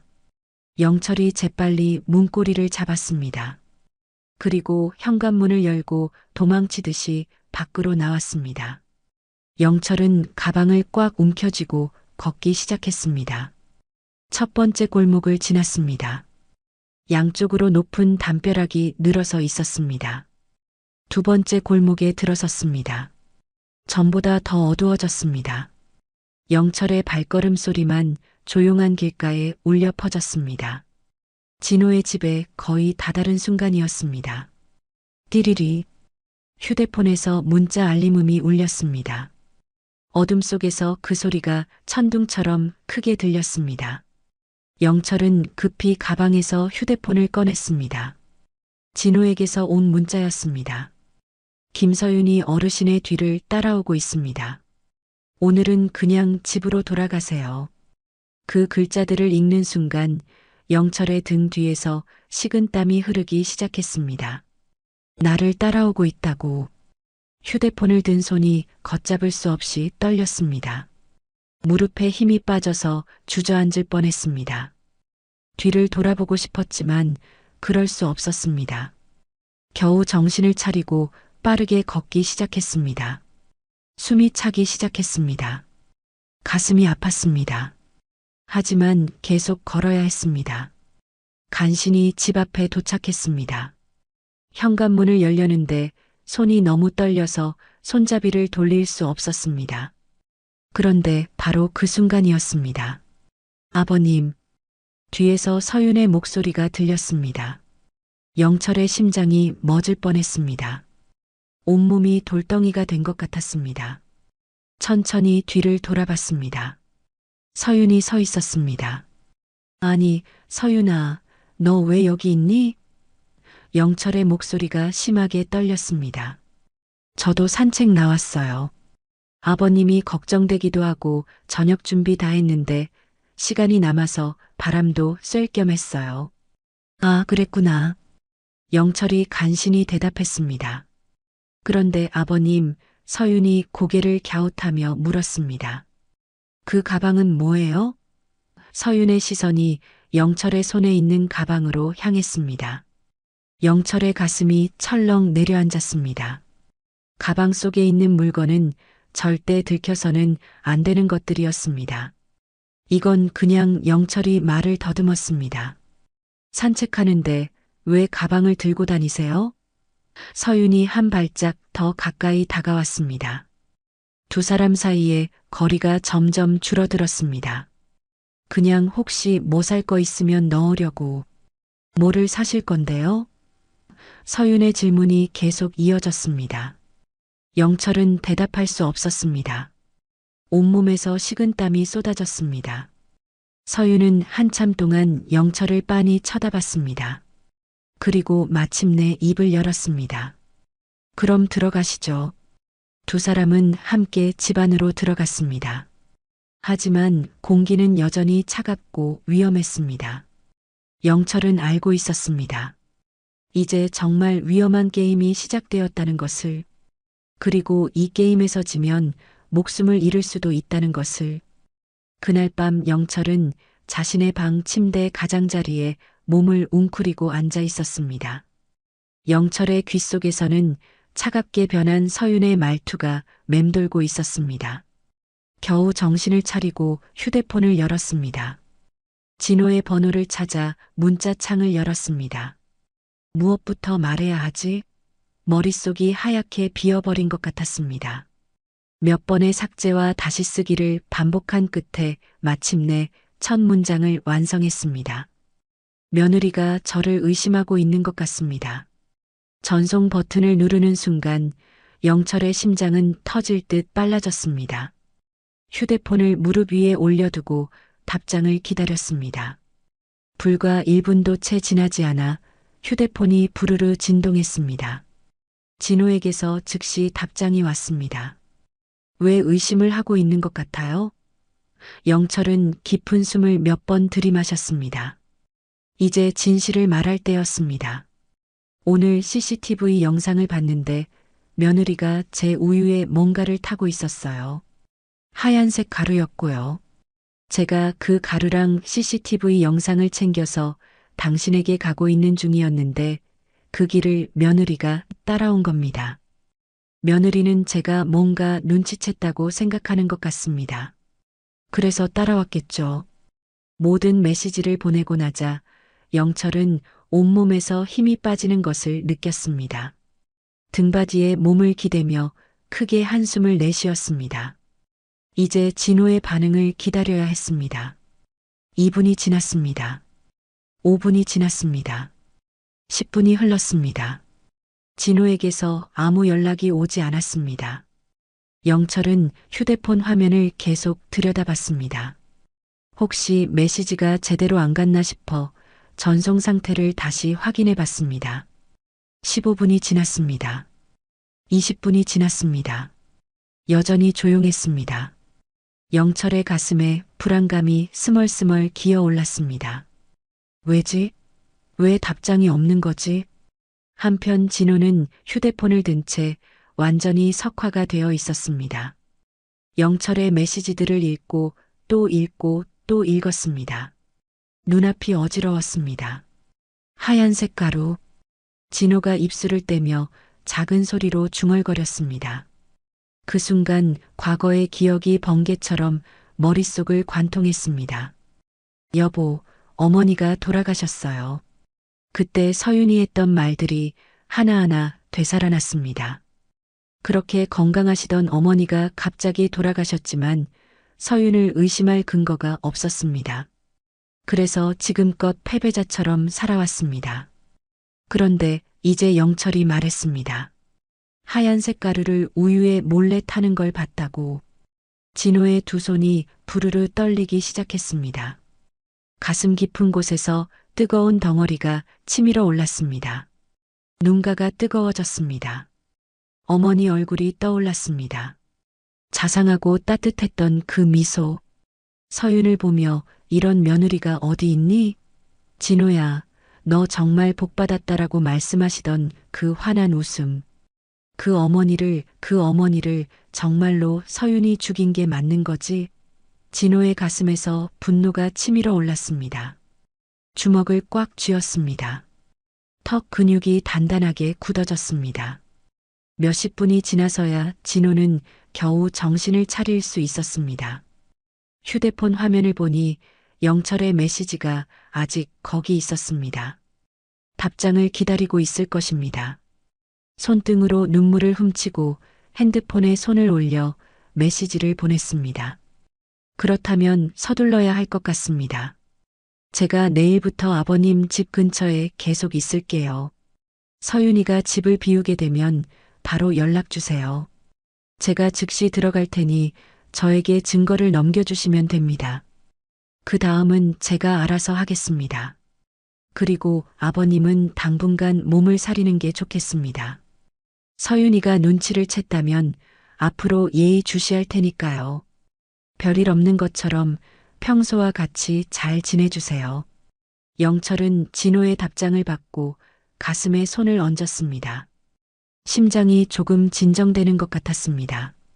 안도의 한숨을 쉬며 답장을 보냈습니다. 그래요, 알겠습니다. 다음 날 오후 서윤이 부엌에서 앞치마를 벗으며 말했습니다. 아버님, 저 마트에 장 좀 보고 올게요. 어제와 달리 다시 평소와 다름없는 다정하고 밝은 목소리로 돌아왔습니다. 그래, 조심히 다녀와. 영철이 거실 소파에서 대답했습니다. 잠시 후 현관문이 닫히는 소리가 들렸습니다. 영철은 소파에서 벌떡 일어나 창문으로 뛰어갔습니다. 서윤이 골목길을 걸어가고 있었습니다. 급히 휴대폰을 꺼냈습니다. 지금 나갔어요. 빨리 오세요. 5분 후 현관벨이 조심스럽게 울렸습니다. 영철이 문을 열자 진호가 서 있었습니다. 그의 눈가에는 밤새 울었던 흔적이 남아 있었습니다. 오셨군요. 영철이 떨리는 목소리로 말했습니다. 진호가 들어오자마자 문을 잠그고 체인까지 걸었습니다. 증거는요? 진호가 바로 물었습니다. 영철은 USB와 봉투를 건넸습니다. 진호는 USB를 받아들며 손이 미세하게 떨렸습니다. 영철이 다급하게 말했습니다. 이제 가셔야 해요. 며느리가 언제 돌아올지 몰라요. 진호가 고개를 끄덕이며 증거들을 자신의 가방에 조심스럽게 넣었습니다. 그리고 돌아서서 현관문 앞에 섰는데 잠시 망설이더니 다시 뒤돌아서며 말했습니다. 그런데 지난번에 말씀드리지 못한 말이 있습니다. 서윤이가 마트에서 나와서 바로 집으로 가지 않고 택시를 타고 다른 곳을 갔어요. 어떤 곳이요? 영철의 눈빛이 예리해졌습니다. 잘 모르겠어요. 낡은 건물들이 모여 있는 동네였어요.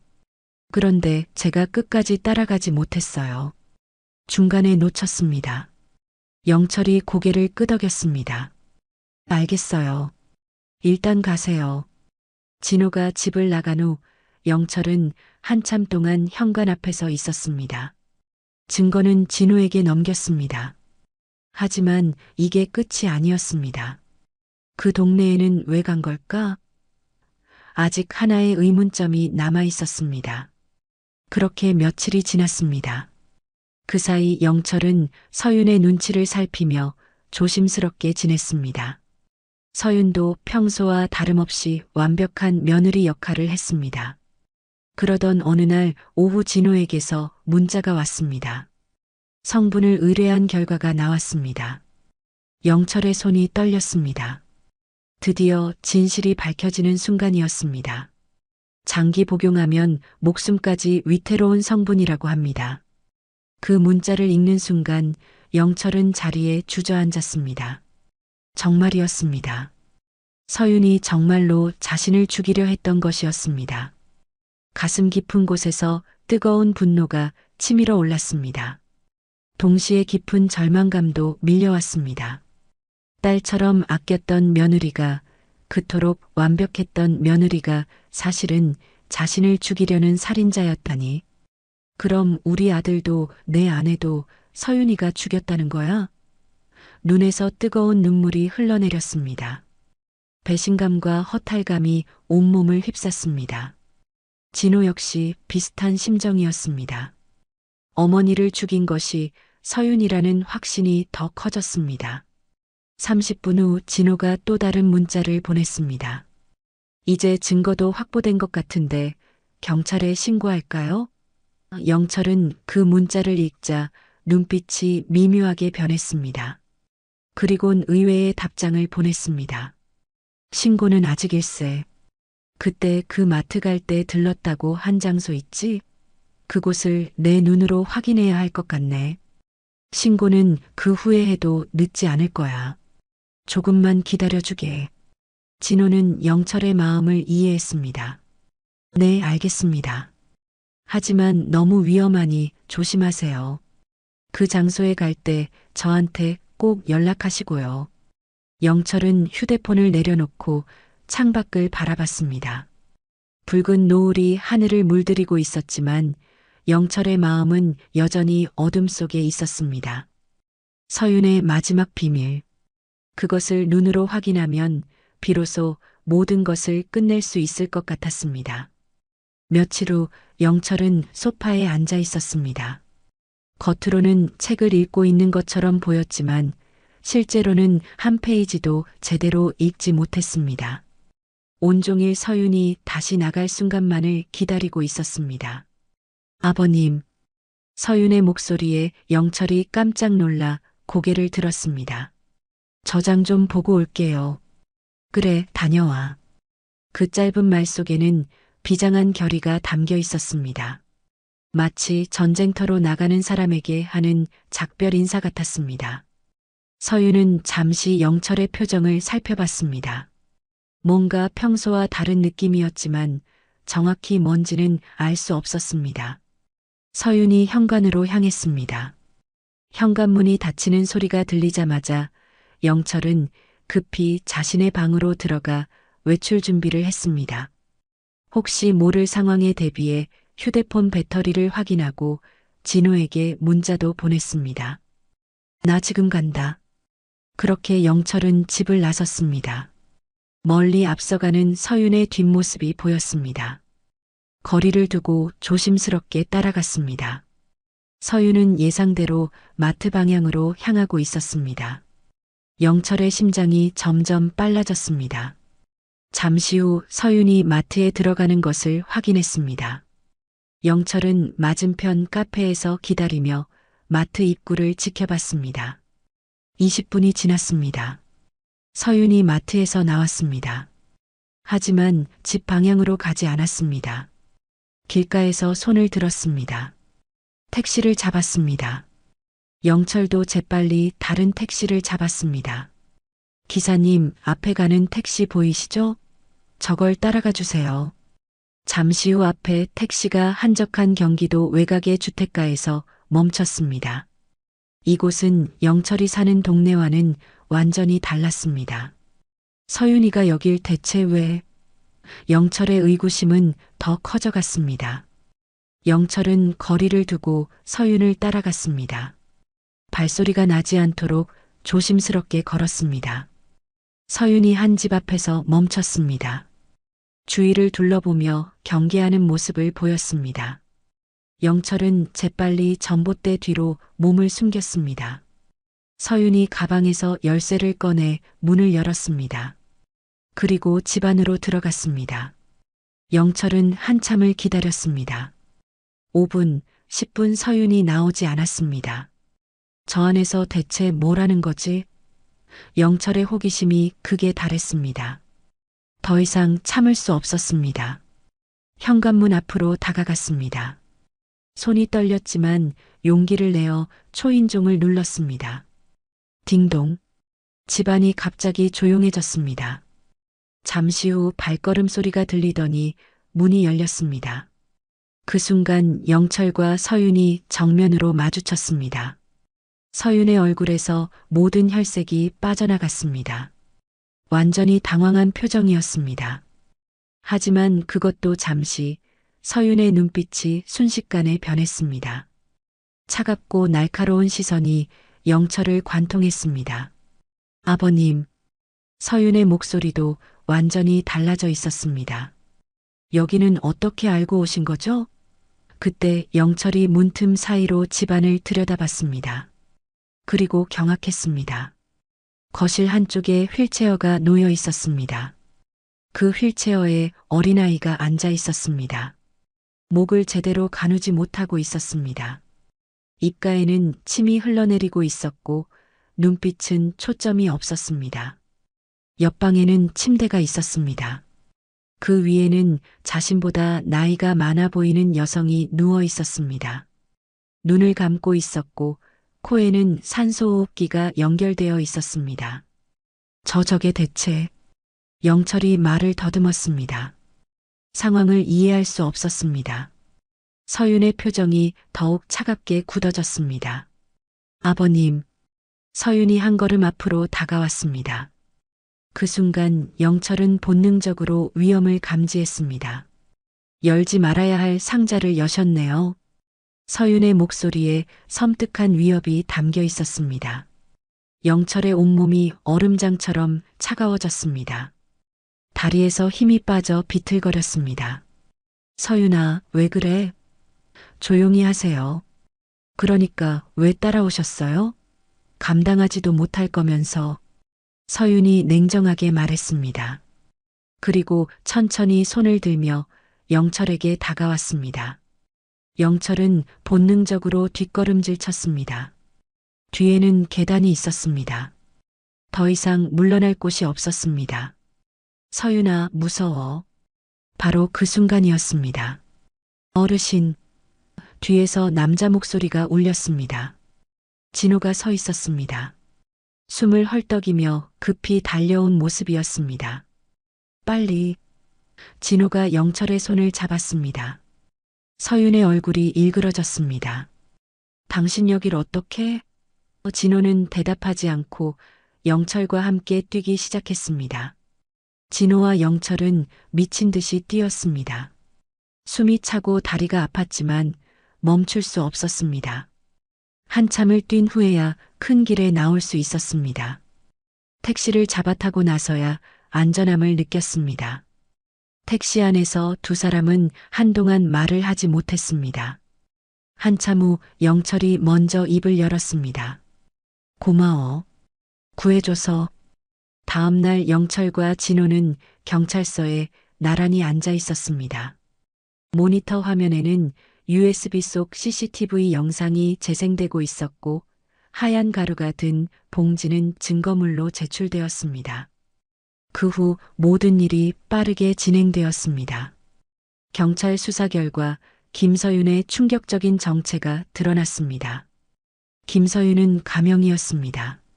계명을 통해 과거를 지우고 완전히 신분을 세탁했습니다. 그녀에게는 숨겨진 가족도 있었습니다. 뇌성마비를 앓고 있는 아들과 식물인간 상태의 어머니였습니다. 법적으로는 아들을 다른 가정에 입양 보냈고 어머니와는 호적상 별거 처리를 한 상태였습니다. 이들을 돌보기 위해서는 24시간 전문 간병이 필요했습니다. 그리고 뇌성마비 아이의 재활치료비와 식물인간 어머니의 생명유지, 장치 비용까지 포함하면 월 1,000만 원이 넘는 천문학적인 비용이 들어갔습니다. 그래서 그녀는 극단적인 선택을 했습니다. 보험금을 노린 계획적 결혼과 살인이었습니다. 언론은 이 사건을 보험금 연쇄살인이라고 명하며 연일 보도했습니다. 그렇게 그녀는 체포되어 구치소에 수감되었습니다. 어느 날 저녁 영철은 거실 소파에 혼자 앉아 있었습니다. 영철의 눈에서는 눈물이 주르륵 흘러내리고 있었습니다. 가슴속이 찢어질 것 같았습니다. 아내를 잃고 아들을 잃고 며느리를 잃었습니다. 아니, 며느리는 애초에 존재하지 않았습니다. 그 모든 것이 거짓이었습니다. 그동안 함께했던 시간들이 주마등처럼 지나갔습니다. 아픈 준수를 간병하던 모습, 아내를 정성스럽게 간호하던 모습, 그리고 자신에게 따뜻하게 대해주던 그 모든 순간들, 진심이었을까요? 아니면 모두 연기였을까요? 분명 서윤의 범죄는 용서할 수 없었습니다. 하지만 한편으로는 그 아픈 아이와 어머니를 위해 절망적인 선택을 할 수밖에 없었던 한 여자의 모습도 보였습니다. 왜 사실을 말하지 않았니? 영철이 중얼거렸습니다. 차라리 사실을 말했다면. 하지만 그것도 어려운 일이었을 것입니다. 누가 그런 상황을 이해해 줄 수 있었을까요? 누가 도와줄 수 있었을까요? 복잡한 감정들이 가슴속에서 뒤엉켰습니다. 미워해야 할 사람인데 왜 이렇게 마음이 아픈 거지? 며칠 후 영철은 구치소 앞에 서 있었습니다. 철창 너머로 보이는 건물들이 으스스했습니다. 면회 신청을 하고 긴 절차를 거쳐 면회실에 앉았습니다. 차가운 유리창 너머로 서윤이 나타났습니다. 두 사람은 한참 동안 서로를 바라봤습니다. 유리창을 사이에 두고 마주 앉아 있었지만 그 거리가 영원처럼 멀게 느껴졌습니다. 영철이 천천히 입을 열었습니다. 너의 이야기는 다 들었다. 목소리가 떨렸지만 단호했습니다. 너의 사정은 아들이 있고 부모가 있는 사람이라면 누구든 공감할 수 있을 거야. 나도 너의 마음을 이해하지 못하는 건 아니네. 서윤의 어깨가 작게 떨렸습니다. 하지만 내가 선택한 방법은 정말 잘못됐다. 그러면 안 됐어. 아버님, 서윤이 간신히 목소리를 냈습니다. 눈물이 볼을 타고 흘러내렸습니다. 서윤아, 영철도 눈물을 흘리며 말했습니다. 차라리 사실을 말하지 그랬니? 서윤의 흐느낌 소리가 면회실에 울렸습니다. 아버님, 더 이상 드릴 말씀이 없습니다. 서윤이 고개를 깊이 숙이며 말했습니다. 죄송합니다. 정말 죄송합니다. 너는 내 아들을 죽이고 내 아내를 죽였어. 서윤이 더욱 작아졌습니다. 고개를 숙인 채 아무 말도 하지 않았습니다. 너의 죄는 감옥에서 달게 받길 바란다. 영철이 일어섰습니다. 더 이상 할 말이 없었습니다. 면회를 마치고 나오는 길, 영철의 발걸음이 무거웠습니다. 화나고 슬프고 안타까웠습니다. 시간이 흘렀습니다. 서윤은 재판을 받고 장기간 복역하게 되었습니다. 언론은 한동안 이 사건을 다뤘지만 시간이 지나자 사람들의 관심도 멀어졌습니다. 하지만 영철에게는 끝나지 않은 이야기였습니다. 혼자 남겨진 집에서 쓸쓸한 나날을 보내야 했습니다. 서윤이 원망스러웠습니다. 하지만 동시에 이상한 그리움도 느껴졌습니다. 서윤이 해주던 따뜻한 아침 식사가 그리웠습니다. 함께 앉아서 나누는 소소한 대화들이 그리웠습니다. 아픈 곳을 주물러주던 그 따뜻한 손길도 그리웠습니다. 바보 같은 일이었습니다. 자신을 죽이려 한 살인자를 그리워한다니. 하지만 어쩔 수 없었습니다. 그동안의 시간이 그렇게 만들어버렸습니다.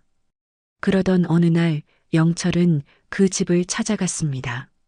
문을 두드리자 40대 여자가 나타났습니다. 간병인으로 보였습니다. 누구세요? 저 혹시 여기 아이와 할머니? 영철이 조심스럽게 물었습니다. 간병인의 얼굴이 어두워졌습니다. 아, 그 일로 오셨군요. 근데 저는 여기서 할 일이 끝나서요. 제가 말씀드릴 수 있는 게 없어요. 네, 그게 무슨 말씀이신지. 제가 받을 돈을 못 받게 생겼거든요. 그분이 감옥에 가시게 되어서. 간병인이 한숨을 쉬며 말했습니다. 참 안타깝긴 하지만 저도 무료로 봉사할 수는 없어서요. 가정도 있고 저도 사정이 넉넉지 않아서요. 그 말을 들은 영철의 가슴이 무거워졌습니다. 집안을 살펴보니 뇌성마비 아이는 여전히 휠체어에 앉아 있었고 서윤의 어머니는 침대에 누워 산소호흡기에 의존하고 있었습니다. 그럼 이분들은 어떻게 되는 건가요? 글쎄요. 시설로 가시게 될 것 같은데. 간병인의 말에 영철의 가슴이 답답해졌습니다. 시설로 간다는 것은 사실상 방치되는 것과 다름없었습니다. 복잡한 감정이 몰려왔습니다. 영철은 한참을 고민했습니다. 가슴속에서 여러 감정이 치열하게 싸웠습니다. 마침내 영철은 간병인을 바라보며 입을 열었습니다. 아니에요. 아직 할 일이 있으세요. 네. 간병인이 고개를 들었습니다. 영철의 목소리가 떨렸지만 확신에 차 있었습니다. 이제 저희 집으로 모실 거예요. 이 아이랑 할머니랑. 당신이 저희 집에서 같이 간병해 주세요. 제가 비용을 부담할게요. 그것은 영철 자신도 예상치 못한 결정이었습니다. 원수의 가족을 품에 안는 선택. 상식적으로는 이해할 수 없는 일이었습니다. 하지만 영철에게는 그것이 유일한 답인 것 같았습니다. 그날 영철은 오랜 시간 눈물을 흘렸습니다. 그렇게 1년이 흘렀습니다. 영철의 집 거실에는 이제 새로운 풍경이 펼쳐져 있었습니다. 한쪽 구석에는 작은 휠체어가 놓여 있었고 그 옆에는 각종 재활 도구들이 정리되어 있었습니다. 큰 방에는 의료용 침대가 자리 잡고 있었는데 그 위에서 서윤의 어머니가 조용히 숨을 쉬고 있었습니다. 서윤의 아들 준수는 여전히 뇌성마비를 앓고 있었지만 1년 전보다는 많이 좋아진 모습이었습니다. 전문 재활치료사가 주 3회씩 와서 물리 치료를 해주고 있었고 언어 치료사도 정기적으로 방문했습니다. 준수는 이제 간단한 단어 몇 개를 말할 수 있게 되었습니다. 아버님, 준수가 영철을 보며 어눌하지만 또렷하게 불렀습니다. 처음 이 단어를 들었을 때 영철은 펑펑 울었습니다. 혈연은 아니지만 이 아이에게 자신이 힘이 되어주고 있다는 사실이 신기하고 감동적이었습니다. 간병인 여사님도 함께 영철의 집으로 왔습니다. 처음에는 어색했지만 1년이 지난 지금은 단순한 고용 관계가 아니라 진짜 가족 같은 사이가 되었습니다. 그동안 영철의 투자는 더욱 번창했습니다. 누군가를 돌봐야 한다는 책임감이 오히려 그를 더 강하게 만들었습니다. 더 열심히 일했고 더 적극적으로 투자했습니다. 그 결과 재산도 늘어났습니다. 어느 평범한 오후 집 앞에 고급 승용차 한 대가 멈춰 섰습니다. 그곳에서 내린 사람은 다름 아닌 진호였습니다. 진호는 영철에게 아들 같은 존재가 됐습니다. 시간이 날 때마다 영철을 찾아왔고 준수와 서윤의 어머니도 함께 챙겼습니다. 아들을 잃고 아내를 잃은 상실감을 서로로 인해 조금씩 치유해 가고 있던 것입니다. 아버님, 요즘 몸은 어떠세요? 좋아, 진호야. 와줘서 고마워. 오늘은 또 무슨 좋은 소식 가져왔어? 영철이 반갑게 맞으며 물었습니다. 아버님이 소개해 주신 김 사장님과 계약이 성사됐어요. 정말 큰 프로젝트였거든요. 진호의 얼굴에 성취감이 가득했습니다. 1년 전 술에 절어 살던 그 모습은 더 이상 찾아볼 수 없었습니다. 정말 잘 됐다. 영철이 진호의 어깨를 다정하게 토닥였습니다. 마치 친아들의 성공을 기뻐하는 아버지 같았습니다. 진호가 사업 초기에 어려움을 겪을 때마다 영철은 든든한 버팀목이 되어 주었습니다. 자금 지원은 물론이고 자신의 사업 경험과 인맥까지 아낌없이 나누어 주었습니다. 아버님이 아니었다면 저는 아직도 방에서 술만 마시고 살았을 거예요. 정말 감사합니다. 무슨 소리야? 우리 진호는 원래 능력이 있는 사람이었어. 그리고 진호 덕분에 나도 얼마나 큰 힘이 되고 있는데. 영철이 따뜻하게 웃었습니다. 진호는 거실 한쪽에서 휠체어에 앉아 있는 준수에게 다가갔습니다. 준수야, 삼촌이야. 영철은 그 모습을 바라보며 가슴이 따뜻해졌습니다. 그때였습니다. 띵동. 김영철 씨 댁인가요? 편지 왔습니다. 우체부가 편지 한 통을 전해주고 갔습니다. 발신자 이름을 보는 순간 영철의 얼굴이 굳어졌습니다. 서윤의 편지였습니다. 아버님, 무슨 편지예요? 진호가 영철의 표정 변화를 눈치채고 물었습니다. 서윤이한테서 온 편지야. 영철의 목소리가 떨렸습니다. 진호의 표정도 순간 어두워졌습니다. 잠깐만 혼자 있고 싶어. 영철이 편지를 들고 자신의 방으로 들어갔습니다. 마음의 준비를 하고 천천히 봉투를 열었습니다.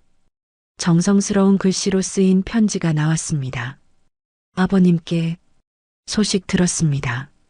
준수와 어머니를 돌봐주신다고 정말 뭐라고 말씀드려야 할지 모르겠습니다. 저는 아버님께 용서받을 자격이 없는 사람입니다. 그런데 저의 가족을 돌봐주신다니 정말 죄송하고 감사합니다. 매일 반성하고 있습니다. 그동안 제가 저질렀던 일들을 생각하면 잠도 오지 않습니다. 어떻게 그런 끔찍한 일을 할 수 있었는지. 하지만 변명하지는 않겠습니다. 어떤 이유가 있어도 제가 한 일은 용서받을 수 없는 죄악입니다. 하지만 한 가지는 꼭 말씀드리고 싶습니다. 이 은혜는 평생 잊지 않겠습니다. 여기서 제 죄를 깨끗이 씻고 반성하고 새 사람이 되어 살아가도록 하겠습니다. 그럼 건강하세요. 박서윤 올림. 영철의 눈에서 눈물이 흘러내렸습니다. 복잡한 감정이 가슴을 휘저었습니다. 한참을 울고 나서 영철은 편지를 가슴에 품었습니다. 이제 정말 끝이구나. 작은 목소리로 중얼거렸습니다. 방문을 나와 거실로 돌아왔습니다. 진호가 여전히 준수와 놀아주고 있었습니다.